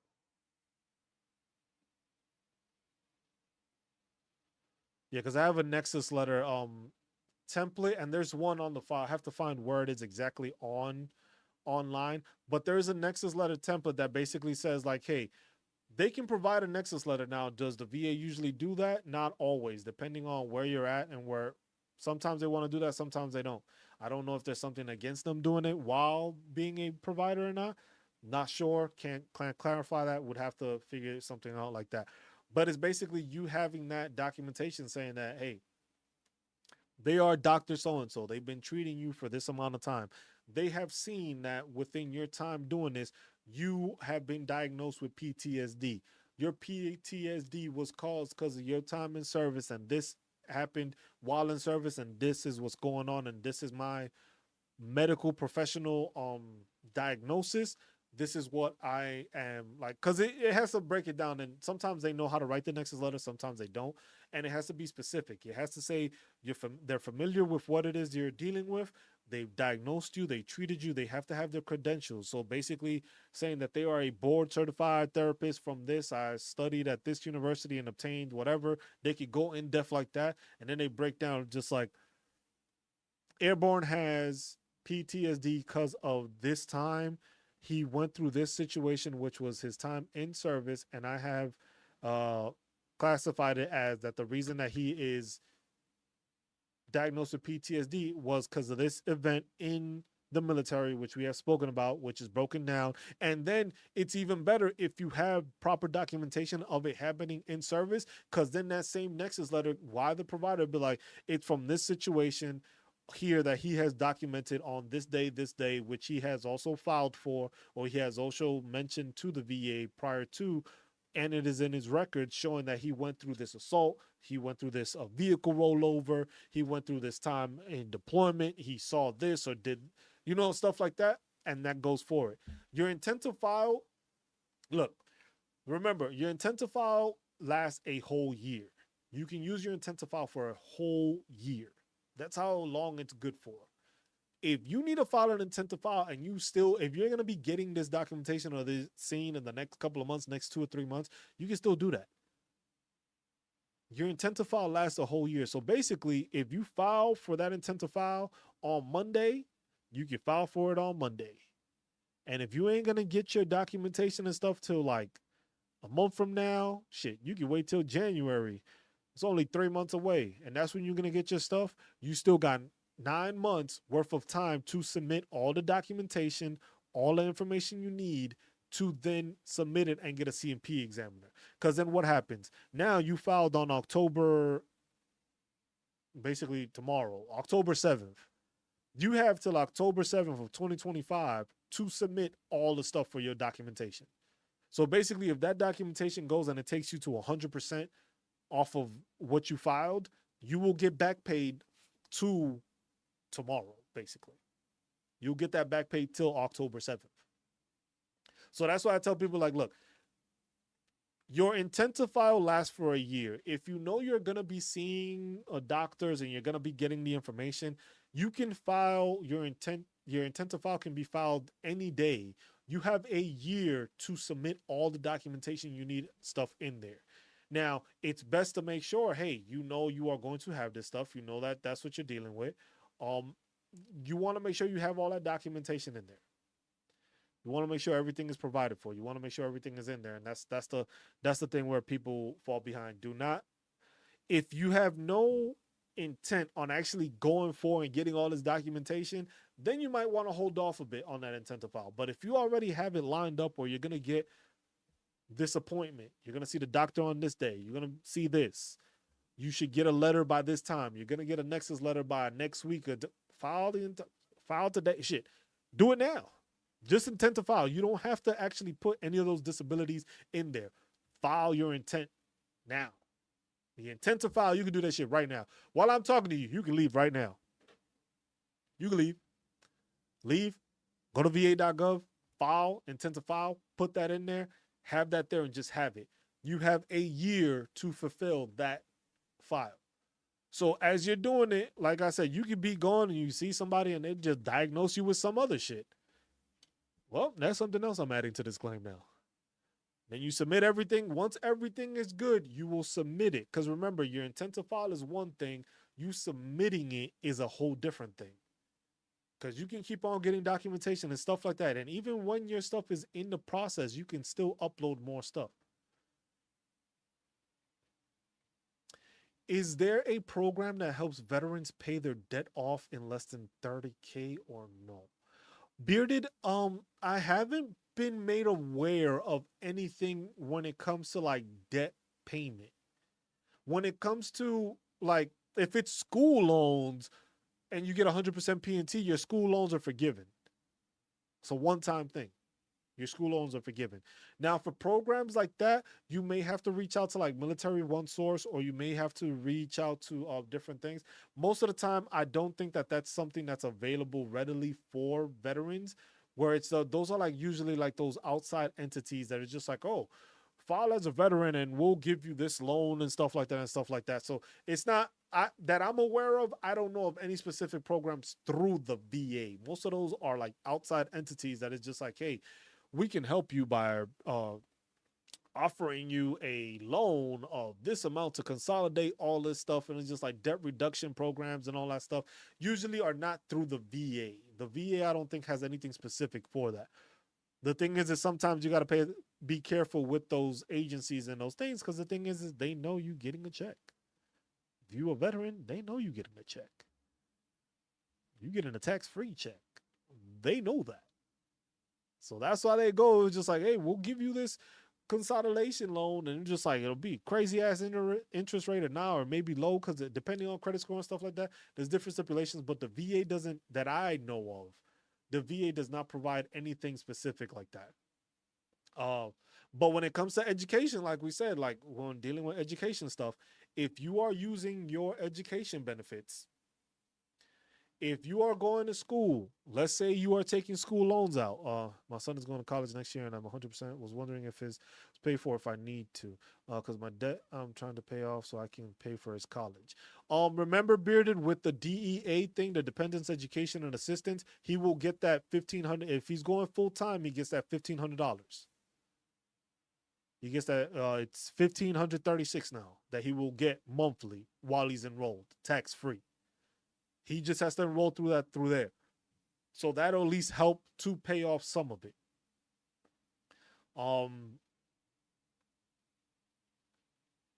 His will not be paid for unless you transfer the GI Bill for him.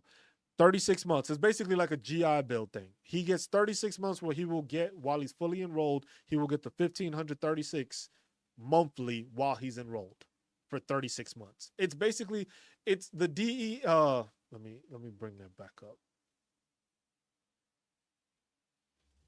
It's basically, what did I just do? Education and training.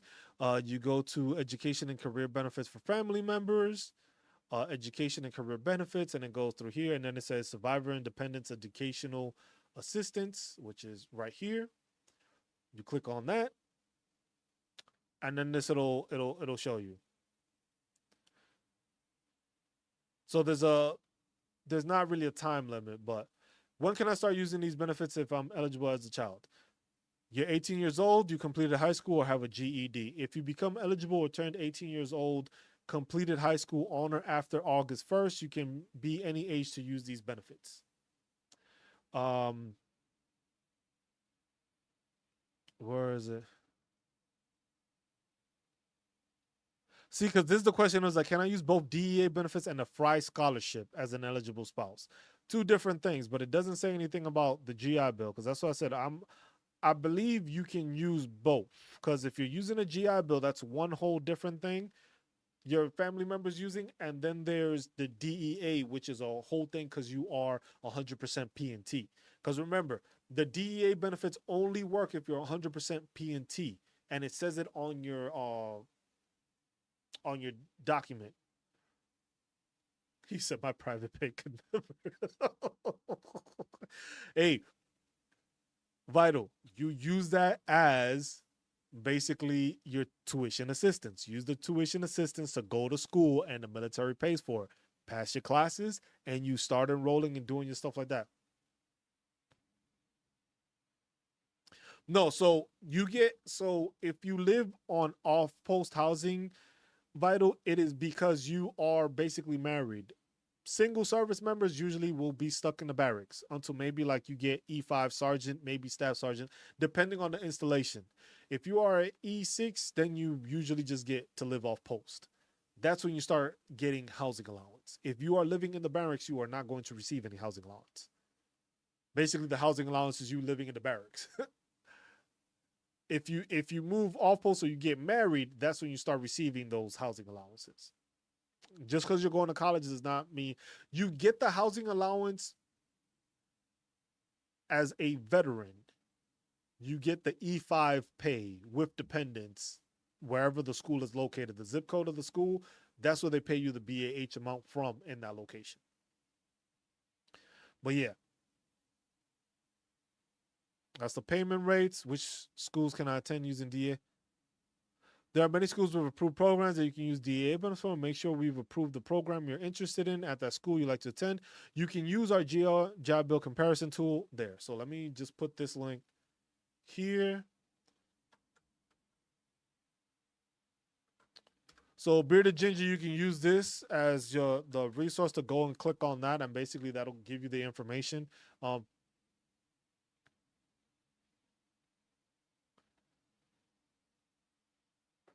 The thing is so if you are active duty, the only way you get, and I'm not even sure how the GI Bill works in that place. If you're active duty and you're using your GI Bill, you may get that BAH, but I'm not entirely sure because you're not living off post, you're living on thing.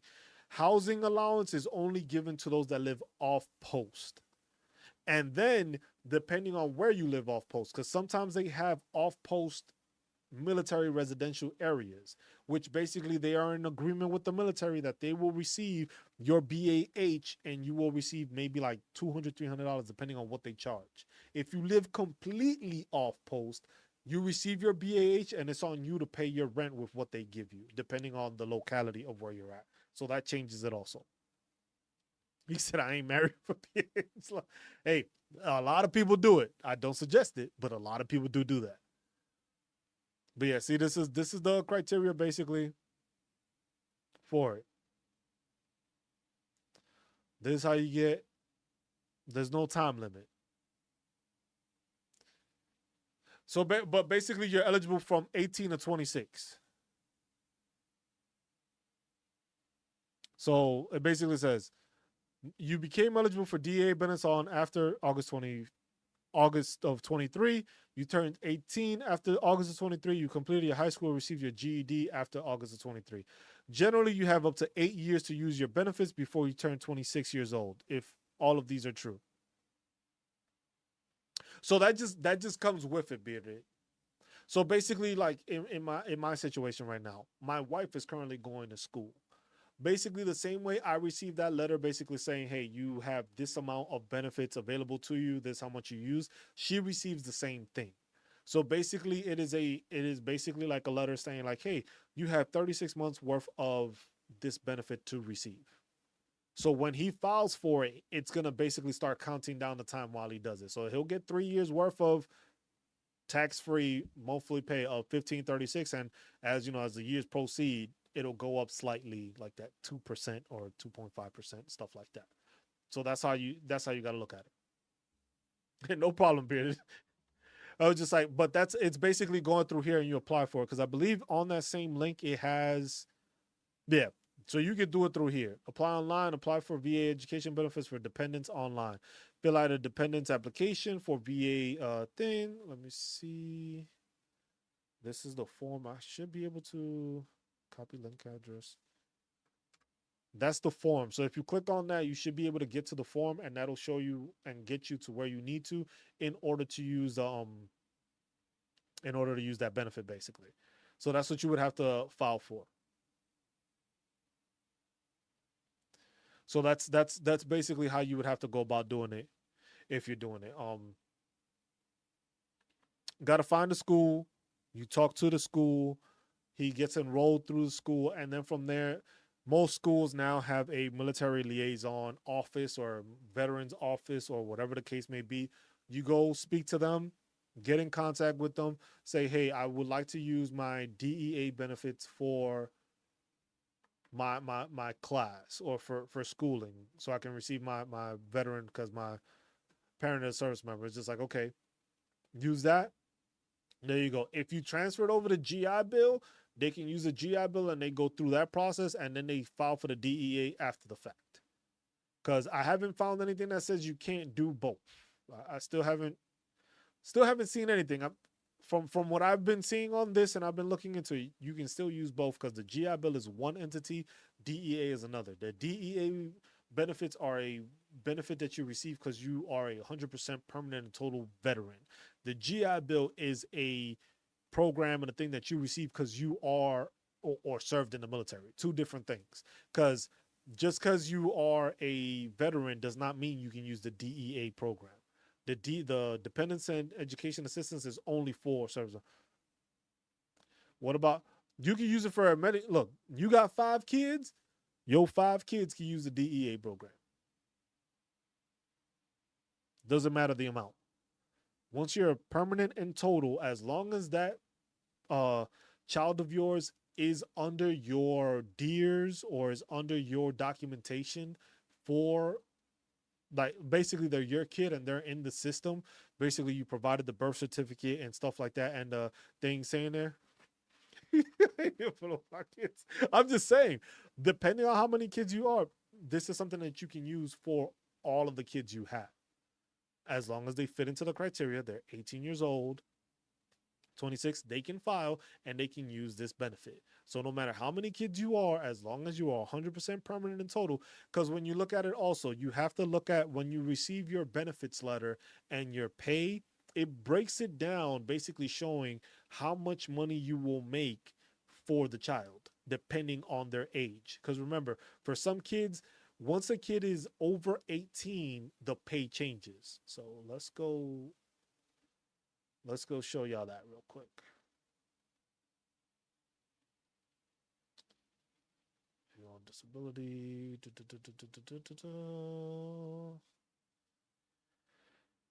disability compensation rates, veterans disability compensation rates, and then we go down through here. I was like, with dependents, including children. And then here's the different breakdown so that y'all can see this one. So this is each additional child under age of 18. When you get your benefits, that's how much you get for each extra, because the main thing here has it with one child. So the main breakdown gives you the percentage with one child. This is for any other extra child under the age of 1. This is the difference here. Each additional child over age 18 in a qualifying school program. So basically, bearded, you will be receiving more money for your child being in a school also while he is in school. So instead of getting the $103.55, now you're going to get $334.49. Once they fall off of 18, you don't. But since he's going to be in the school, you do. Yes, as long as he's in a qualifying school program. So basically, when he files the DEA thing should be able to see it. Then just in case, you just double check with the VA, like, hey, just wanted to ask a question, just wanted to double check.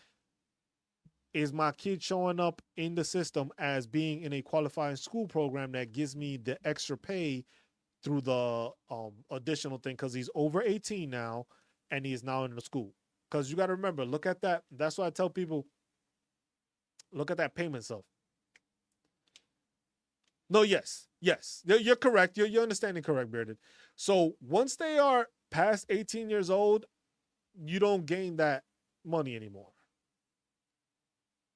If they're 18 and over, they're done. But if they're 18 and they are enrolled in a school, you get paid the 334. Because it's like the VA understands once they turn 18 and they turn 18, you're not supporting them as much because they can support themselves. But now, if they are in a school, you are still supporting them to go through school, so they pay you extra for that. He said, "Holy shit."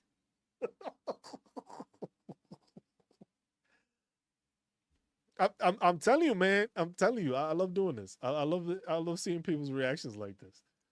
And I was like, but that's information that people don't understand. Because the thing is like, look, next time when you get your if you go through the va.gov, check your payment stuff or check that letter that they send basically breaking down your information, and it'll show your dependents, and it'll show that your dependents age is till they go to 18. So you will receive that benefit till you are 18. And then all of a sudden it gives you the date. So it goes off of their birth date, or basically the day that the day you received your percentage is the start date basically. So you got 100% on this date, that's when you started it for them. Once they hit 18 is usually the last date that you will see on there. It's basically like their expiration date. Once you go and they start school at 18, you can now make sure you have to contact the VA to make sure that they see that in the system, that they are in a school, which if they're using the DEA, that should already be in the system because they're approved through that. So now they're getting the $1,500 a month tax-free because of that. And now you are getting a bump in pay basically of $231 almost. $231 in a bump in pay because now they are in school. So that stays while they are in a qualifying school program. So what I'm not sure of is how that works. Like, let's say they take a semester off or stuff like that. I don't know how that works. There, I'm not sure if you have to like consistently call a VA, stuff like that. That I have to inquire about it more. But if your kid is in a school, you are getting the DEA benefits, which is $1,500 a month tax free, which is basically going to his account. So basically, your kid is receiving the money, not you. So it's not going to go to your account. You have to put the account for your kid because they're the ones filing out. So they're getting $1,536 per month, but then you are getting the $334 as of right now. This is without the increase, so that'll go up some because remember it's going to go up around they're saying 2.6 to 2.5%. They're still fluctuating around there. That's the percentage you're going to get in an increase on the beginning of the year. You're going to receive that. So now that you're receiving that, that's $330 something, which probably be like 340 something by next year. That's what you will receive monthly for the kid with the 1,500 on top of that. Yeah. So that's those are the little tidbits and the stuff. So how much knowledge you have, my head would explode, dude.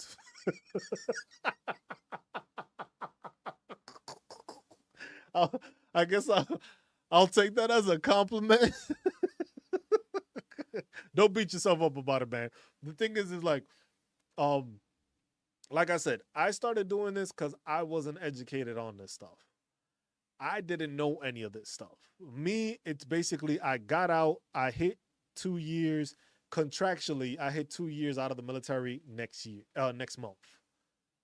November 19th is when my 2 years hits contractually. I was out August of 23 though, because of all the transition leave and all that stuff. But I noticed I was behind the curve. I noticed I didn't get this information. Me exiting the military through Germany put me back even more when it came to all this information because there's no VSOs out there. There's no VSO that I can actually reach out to like, hey man, how do I file this? How do I file? There was none of that in Germany. Leaving Grafenwehr, there was no VSOs to assist me with that. So it was just like I need to educate myself. I was just like, I got kids, I got a family. I'm doing this. I joined older, so I was a bit knowledgeable. I know how to take care of myself, and I'm good with finances, all that stuff. But it was just like I still need to see what I can take advantage of through the military. The military took advantage of the time they took away from me. I'm gonna get my resources back. That's the way I looked at it. I was just like the 100% P&T. I got it basically off my second try. Why? Because I had all my shit documented, all my fucking bulging discs, all my MRIs, my my migraines, my medication, my prescription. I had all that in there. So it was just like I got one, then I had to appeal one that they decided to deny, even though I showed the documentation and they just overlooked it. And I got my 100% PNT. But then it's just like, man, there's tax benefits for depending on your state you're in. There's tax exemptions. There's property tax exemptions. If you did the whole 20 and you retire, there's certain states that don't charge you taxes on your retirement pay. So if you're a veteran that did 20 years retired and got 100% disability, like how Mike said, what was it that See, and the thing is, it's vital for you. This is important because the thing is service members are not going to be taught this thing now. As you're learning this while you are joining, so you are going to be ahead of the curve when it comes to you getting out. Because that the fact is, like, you might just do one contract. If you end up getting hurt and stuff like that, and it's just like, you know what? I don't want to do this anymore because my back is hurting. I got injuries. These people driving me insane. I'm depressed. I'm anxious all the time now. It's just like I can't walk the same. My back, like all that stuff, it contributes to it. And it's just like you document everything. Then when you're on your way out, you already know who I am. We've known each other for years now. All you got to do is like, hey, bro, send me a message. We damn talk on Discord personally, and I got you. That's it. And I'll tell you how you got to file it, what you got to do, what documentation you need, what it is you need to file for, and then that's it. It's a simple process. The thing is that most people don't know what the simple process is. And that's where we run into all these problems. This simple process is there. This information is available to you. The VA.gov, though, this shit, I'm going to be serious with you. This shit is overwhelming. When you click on this damn site and you go to this site and you start looking for shit, this shit is overwhelming. The first time I started doing this, I was like, holy shit. I was just like, where do I find what the damn disability pay is? I was just like, you go to disability and it's just like, what does it say? It doesn't even say it says how to file thing. It doesn't even talk about the pay. You got to click on the view disability. Then you go through there. And then it's like, oh, get VA disability compensation. Hold on, let me see so I can see it this way. Then you got to click on this and then it shows you all the different disability benefits. And then there's more information and resources. You would think that they would tell you where the pay is like one of the first things. No, then you got to go to here. Got to click on that. Then from there, you got to go again and you got to find another place to click on, which is then like, oh shit, veteran disability stuff. Then that's when you get to the thing. How many clicks did I just do to try to get some simple information? The VA I should make that a video, Airborne. I think I'm gonna do that. I'm gonna make that a fucking video. Just you walking. It's just like I'm about to file, and it's just you walking, and it's just like this door, this door, this door, that door, this door, and you're just like, yo, what the fuck is going on?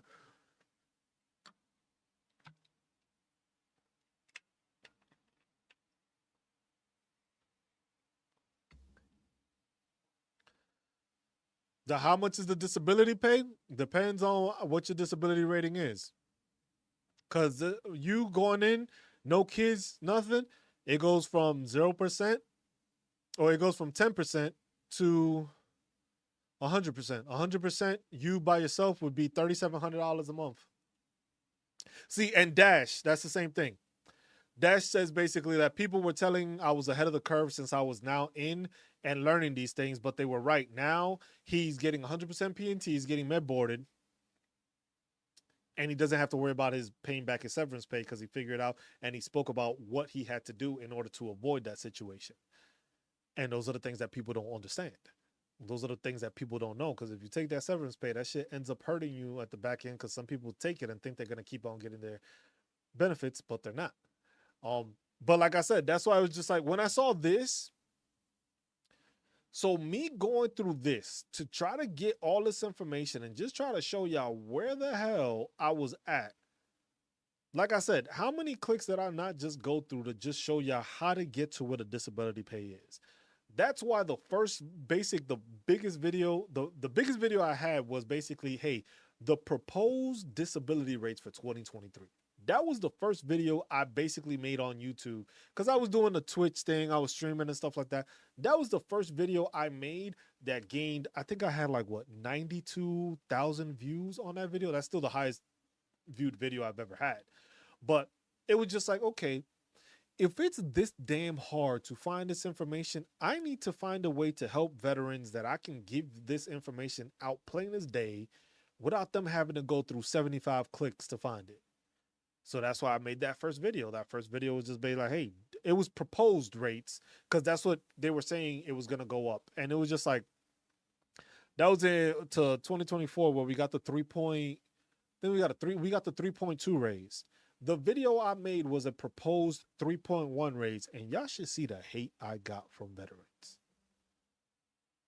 The amount of shit I was spoken to and like just hate and all this stuff. And I'm like, I'm trying to help veterans and give them a possible thing. I was like, the amount of shit and hate I got from veterans, just like, oh, you misleading veterans, you doing us a disservice by lying to us, you giving us this. I was just like, bro, I was off by 0.1. And it was just like, and the funny thing was, it was like in the description, it said possible proposed rates.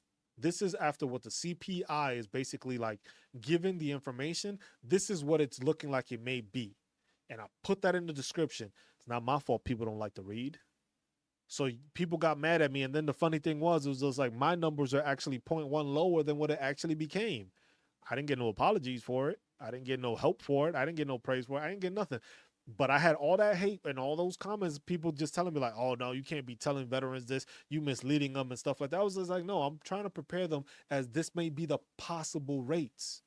I was just like, if you are a veteran, you should not be depending on the increase to be able to meet your needs. If that's where you're at, that's a problem.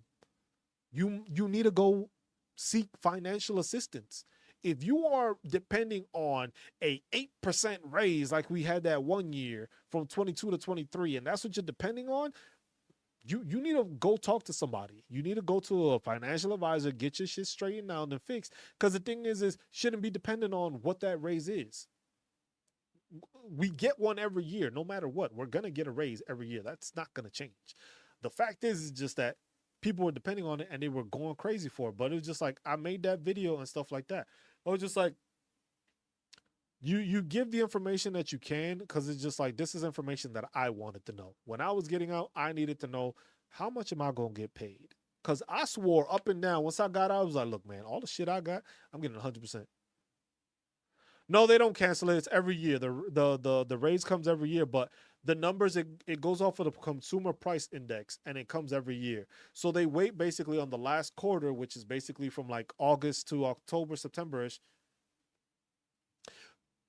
And that's when they raise it. So the percentage that they're saying is it's going to be around 2.6, 2.7, 2.5 in that range. But the thing is people need to realize the consumer price index, they take it off of each quarter of the market. So they are waiting on the information from this past quarter. Once they accumulate all that, that information will probably go and come out within the next month. Nah, they were talking about that whole giving y'all like a 19% raise and all that shit. That shit ain't happening.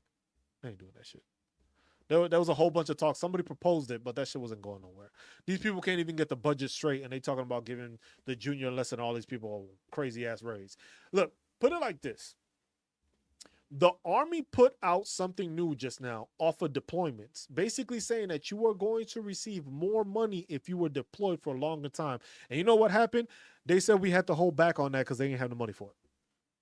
These people made a big thing about, hey, we are going to provide Army service members that are deployed for a longer amount of times or stuff like that. We are going to give them more pay.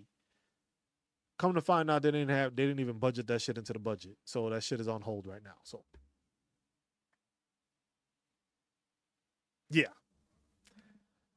But we don't want to talk about that. We don't talk about that, I guess.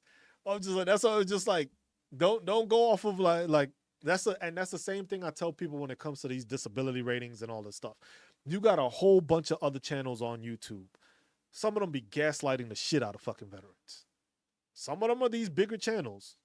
I ain't gonna mention them, but they're the bigger channels. They're way bigger than me. And they just gaslight and just put stuff up for clicks.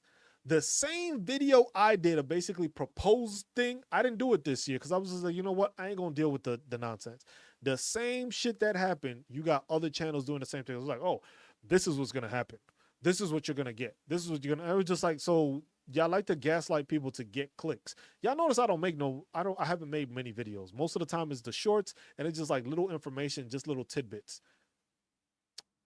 That's part of the new wave that we're gonna do, because YouTube is making a couple of changes and I'm gonna take advantage of them, and we're gonna change it so it's just like I'm gonna provide y'all like the 60 seconds, a couple of minutes, and then the full video. That's what I'm gonna do for next year. That's the plan, to start actually getting more videos out there for y'all.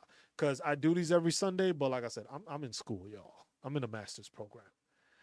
I ain't got time to be making videos. I still got a family. I ain't got time to be making videos. So it's just like I do this on Sunday because it's like, hey, I'm not paying attention to football. I do got my fantasy football league I joined.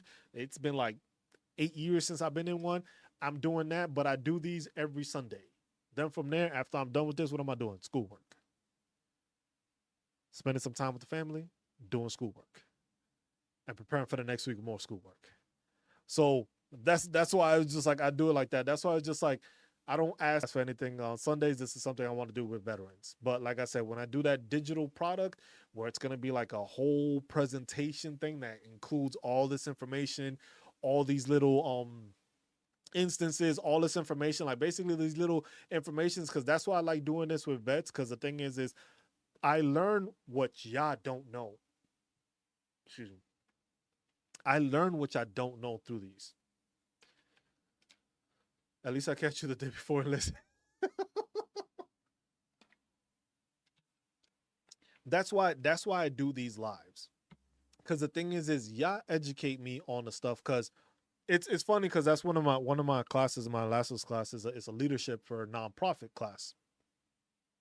So they were asking, it was just like, oh, because I told them about the presentation and the digital thing, and it's just like, so well, how did you do research and what did you find and stuff like that? And I literally told them, I was like, look, the VA provides something, but I'm not following any of it. I'm not going off of the regular research and the documents that's already out there. What I'm doing is I do these lives so that I can start asking you guys and I start talking with you guys, and it's just like, okay, these are the questions that they are asking. This is the information that, like with Bearded, just like, oh shit, I didn't know about that. That's the stuff that I want to learn and I want to figure out, because then that lets me know, it's just like, okay, this is something that a veteran did not know. He's not the only one.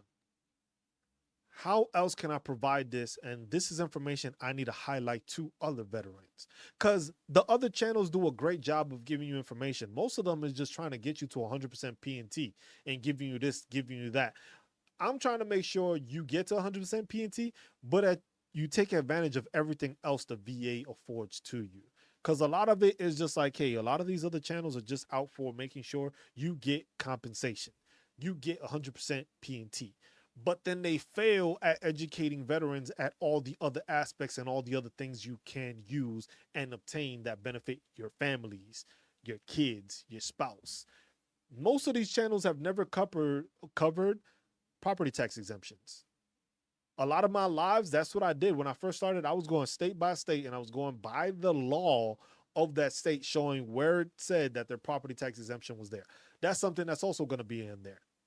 So basically it's going to be like taxes, tax exemptions, each state. So this state has it here. This is the page where it shows what their state is. And like I said, it's something that's going to be like, what, $25?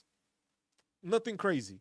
Not going to be anything crazy like these other lawyers and these accounting agencies and all these agencies that are trying to charge you a couple of $1,000. It was like, no, you pay $25, you get the document, you use the document as you please. And when a new version of the document comes out, you get it for free. That's it.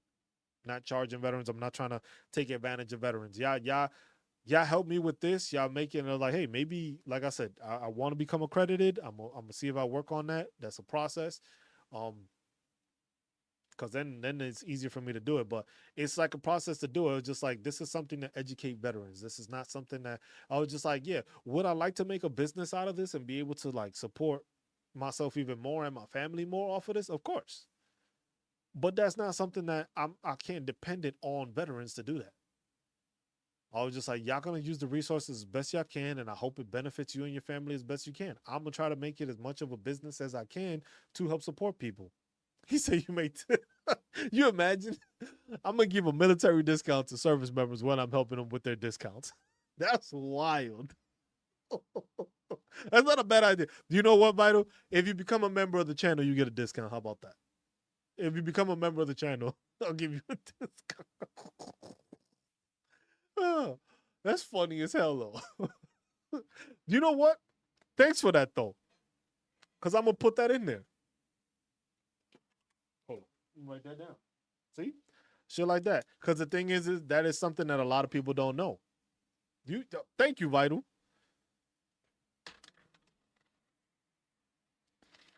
Where would I write this?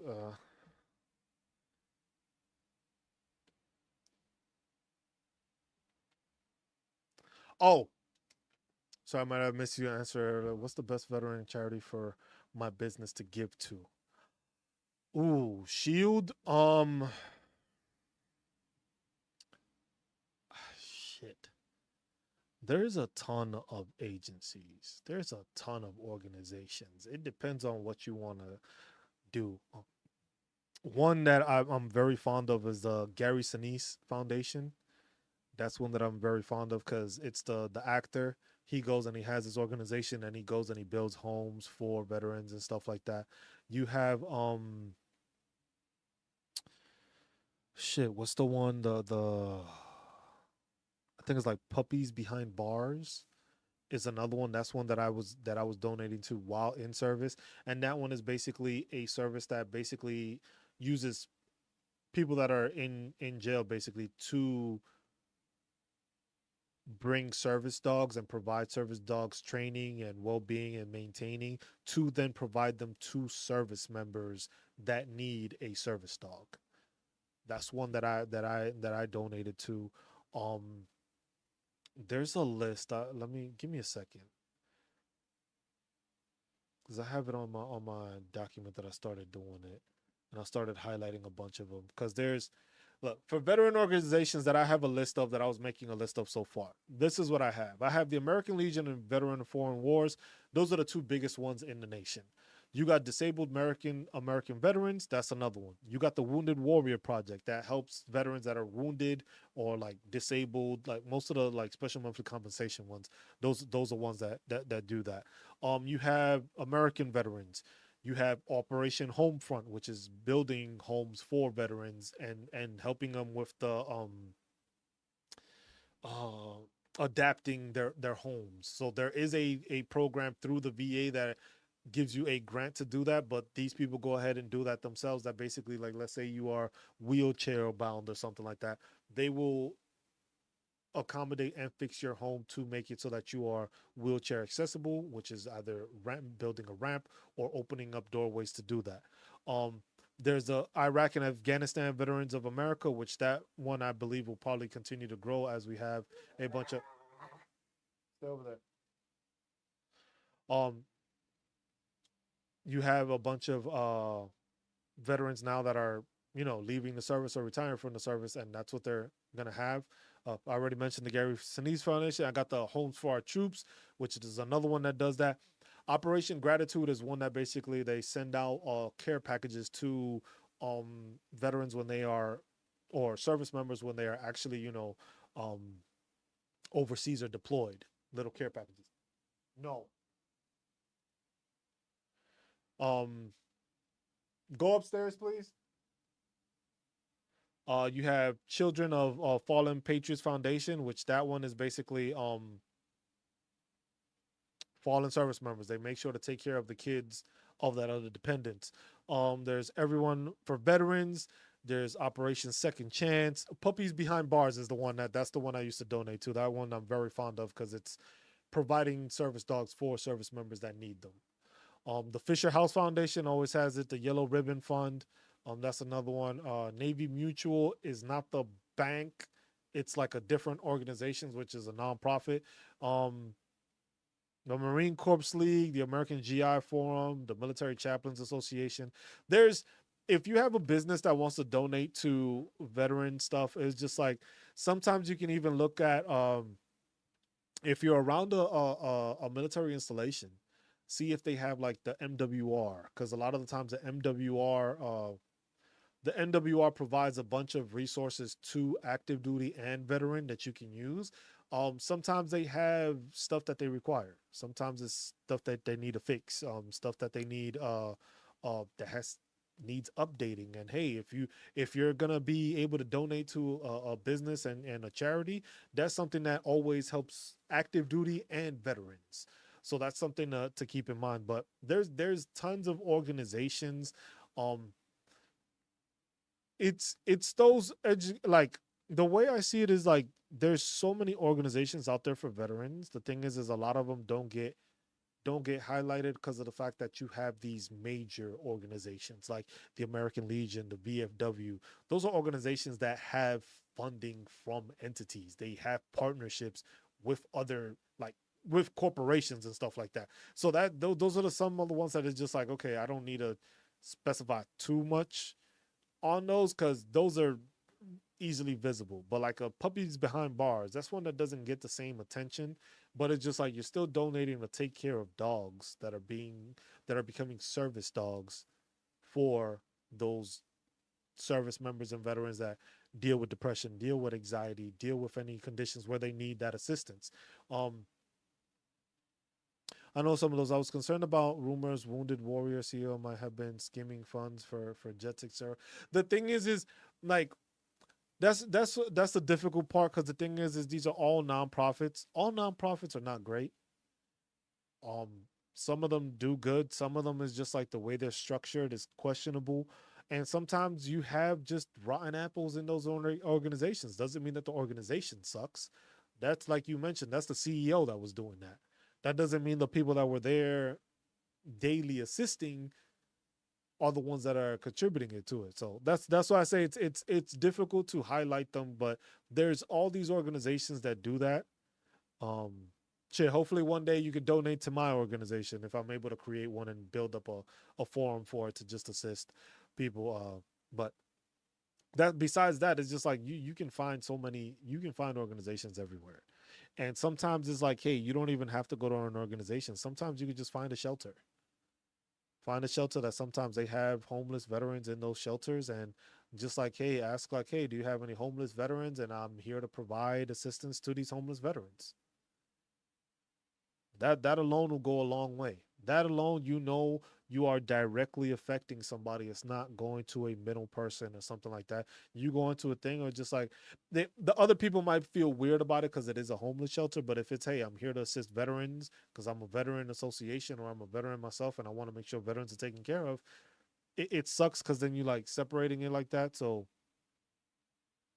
but it's organizations that you could do. Go ahead, Vital. Ask. So it's just like all those things is like when it comes to all those, like I said, puppy behind bars to me is like one of the things because I did that while I was active duty. While active duty, when they have those organization where you donate and stuff like that, I was doing that one because I found that one and it was based out of New York because I'm from New York City, so that helped. And I was just like, okay, this is something that I can get behind because I see the message and I see what they're doing. But no, if you have an asthma waiver, that means that they know you have it. It's basically when you have a waiver for something, if you got basically accepted into the service because of it, basically they're saying that we acknowledge that you have it, but it's not an issue that doesn't allow you to serve. You can still get any certain job unless it's something that requires like maybe you might not be able to get firefighter because if you have asthma, that means it might um issue you issues with your SCBA. Same thing with chemical. You might not be able to get that because of the same thing when we put the SCBAs on. It's is different. So yeah, so it varies depending on what your waiver is and how bad the situation may be for you. May limit what you may be possible to get. So but yeah, that basically goes into a whole bunch of the stuff. That's the different stuff when it comes to it. Like there's tons of veteran organizations. Shield is just depending on airborne. It's just like it's a thing. It's just like I sit here and I do. That's how I brainstorm. That's how I brainstorm. It's just like it's providing. We got to provide services that veterans just don't know about. That's what it is. There is programs through the VA. There's the HUD-VASH program that assists veterans in getting them out of homes, talking to a case manager, and getting them urban and development, like housing vouchers, to get them into homes and try to keep them off the streets. There are programs like that through the VA. Yeah, you good then, Vital, because that depends. Because if you haven't had any issues with it, you shouldn't have any problems. But like I said, helping veterans, because like I said, we have a lot of veterans out there in that are homeless. So we have that program, but besides that, there's no other way to find these homeless veterans unless you ask them or unless you see them in the streets and they have old gear on. And sometimes it's not even that they have old gear on. Sometimes it's just they are homeless and they don't know about the resources and the stuff like that. So it's just providing them stuff like that and being able to help them and get them the help they need to get them back off their feet, to get them back on their feet. I mean, and it's just like not have them still in the streets, because some of them have families, some of them go through hard times, some people go through just rough patches, and it's just like the VA affords you and gives you that, it gives you that opportunity to get back to who you were. You're not going to be the same person you were before the military, after the military. Stuff changes, body changes, mental health changes, but at the same time, there's still resources out there to assist you. All those organizations I mentioned, and that's only a fraction of them. Those are the ones that I was able to find. It was like a link I found that it was just like, hey, what are the veteran organizations out there? Then it was just like most of those are nonprofits. Some of them are large, some of them are small. Like I said, the Gary Sinise Foundation and the Puppies Behind Wars, Operation Homefront, or Operation Gratitude. Those are the ones that I lean towards because I know what they've done, and I've visually seen what they've done. So I appreciate those more. The Veteran of Foreign Wars, I appreciate them. Member, I think I need to renew my membership. American Legion, another thing, they have one close by. So it's like, yeah, and that's what I'm saying. And that's what I think. It was like some of them, not all of them are great. Not all of them are bad. Some have their good, some have their bad. And it's just like, but the fact that they're working on assisting veterans, it's the same thing with the VA. They're working on assisting veterans. Not everything is going to be good. Not every CMP examiner is great. Not every VA rater is great. Not every medical provider that you see is great, but they do have great ones. Sometimes it just sucks you don't get to experience it. Same thing happened while we were in service, but we didn't say shit then. Now we have a voice and we can say it, but we could have said something then. It was just like we've gone through great leadership and we went through bad leadership. It's the same thing with the VA. Sometimes it's just your locality or what you need or what you're asking for, but then it's sometimes not having the education behind it of the topics or the situations to know, you know what? I'm able to do this. I'm able to file for that. Oh, they got the VRE program. Oh, they got the HUD VASH program. In case I go through stuff like, yep, that mentality is what keeps us in problems. That suck it up and drive on. And the thing is for a lot of people as veterans, they continue that same mentality. So it comes to it, it's just like you got to remember, if you have that same mentality while being in service and out of service it hurts you more because you have more benefits and you have a voice to use that you don't use because you don't know how to use it because you got used to not being able to. You got used to not being able to talk about the things or elaborate on this. So it'd be like, man, this shit is stupid. You weren't saying that as much. Now you can, but at the same time, educate yourself and educate other veterans on the stuff. Like, yes, you may have had a bad experience with the VA. I understand that. That doesn't mean that that is the experience every veteran is going to experience. I've had a great time with the VA. They've helped me. I've asked for the resources. I know what the resources are, but that's also helped me. I may end up having a bad experience later down the road. I don't know, but I'm not going to say everything has been great. I was in the military. We should already know you got those good times, you got those bad times, and you got those ugly times. It doesn't change with the VA. It's just the VA is basically an extension that doesn't keep you in the same loop as you're not in the same loop anymore because you're not under UCMJ anymore. That's it. Now you just a civilian that they don't have to worry about. They don't have to take care of you. You take care of yourself. You provide the documentation. You provide the filing. You reach out for those benefits. You reach out for those entitlements. You look out for yourself. And that's what we got to change that mentality. I was like, help each other out, talk to each other, educate each other, and find the resources. Now, everything I put out there, I'm not gonna say I'm 100% correct, but the thing is shit. If I'm showing you the regulation or the VA page or where it's at in the .gov and stuff like that, it's kind of hard to go against that. The same way when we were in service, the shit's black and white. Most of the time, when it comes to disability stuff, there's no room for interpretation. On certain claims, there is room for interpretation because it doesn't specifically say what it is. But for some, it's in black and white. If you move this amount, you get this amount. Migraines, it depends on how many migraines you get, how bad you get them, how often you get them. That changes your thing just off of what you say.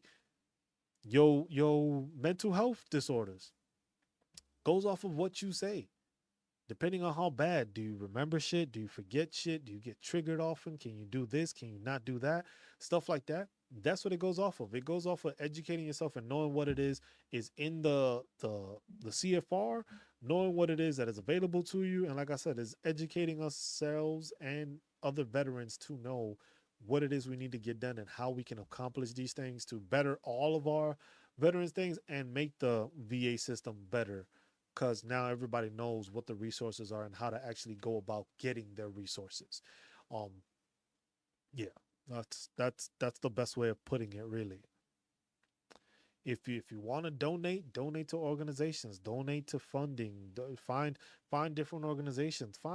Look, the best resource also is like you don't even have to donate. If Shielded, if you're still here, um, Shield and Soul, you don't have to donate. You don't have to donate to one of these big organizations. Find a charity around you. Find a charity that's in your neighborhood. Find somebody close in your community that is doing something for veterans. Because sometimes it could just be a school thing. Sometimes it could be a little organization or a little activity for veterans, and just do it like that. Shit, you could even do it yourself as a damn business. You don't even have to donate it. You could write it off as your own business expense that you did this as a charity event, and you put it as part of the business as a charity event for veterans. Simple as that. It's a business you investing in your own business by bringing more popularity to your own business by doing that. That's the same thing I do here. Just that I don't have an official business for it. It's just helping educate veterans, helping educate active duty service members, or in case of like Abdil, educating future service members on what they need to know, what they need to do, and how they go about it. And that's the best way of doing it. And that's really all we can do when it comes to educating veterans. Um so that's what we're gonna go off of. But yeah, I think this is where we will end today's stream. We're gonna end it on that note. Like I said, educating, assisting veterans is what we do. We do these every Sunday, 12 noon. This one actually went on for a pretty good amount of time. I'm about to hit 3 hours, so I got schoolwork to do and stuff to do. So appreciate everybody that tuned in. Appreciate all the questions. Apologies at first that I did not see all those messages that y'all were sending in. I'm glad I actually looked into it and checked it, so I was able to answer a lot of y'all questions and get to y'all and stuff like that. And appreciate everything y'all done. But yeah, like I said, if y'all need assistance and stuff like that, do these every Sunday. Don't hesitate to tune in. Don't hesitate to ask questions. Like I said, you educate me, I educate y'all, and we educate those around us. Because like I said, some of those questions y'all were answering within yourselves that I didn't even see the questions before that. So that's the one thing. It's just like make sure that we're doing this. Abdul, thank you. Tim, thank you. Just pass out that information to people. Like I said, we do this every Sunday. If y'all can, what y'all can do for me is just like make sure to share these lives. Make sure to pass it out. Let people know that this is what we do. This is what we talk about. Just so I can help my channel grow. If you want to become a member, lowest membership is $99. Not $99. I would never. I would never. It's 99 cents. It's $1. You can become a member. You get certain perks with it. Basically, these videos stay online for like a week and a half to 2 weeks, and then from there I push it over to the membership. Yeah, I said 99. I was just like, I wouldn't pay. I would sign off. I would have just left as soon as I said that. There's a couple of different tiers. They get different stuff. It was like the main one is just to support the channel, $1 a month. The second one is basically you get to see the videos ahead of time. Third one, it'll be more. There's like a $25 one, and that's for like a. I don't expect anybody to do that, but that's like if you want to literally have a one-on-one with me and we can go through everything and stuff like that. So it's just like I get some compensated for taking the time out to do it. But that as a veteran, you will get that like straight up. But it's 25 a month. I don't expect anybody to do that. I appreciate you if you go at any level, but then there's like the senator level also. All different stuff, different criteria. As we keep on growing, we're gonna build more on it. But those are the things that would have helped me continue to build, continue to probably get a better damn internet signal, so that this shit doesn't get all crappy every now and then. But I appreciate everybody as always. Take care of yourself. Look out. Well, take care of one another. Look out for one another. Be good to one another and love one another, and stay marvelous while doing it, y'all. I appreciate y'all all for tuning in. Like I said, this will be on here. Yes, Airborne. I hope to hear that. I hope to hear that. Just I'm telling you, intensify, get it done, get it on there, then just keep on building the information and then submit it fully, and you'll be good to go. So that way it starts October 7th. You have your start date.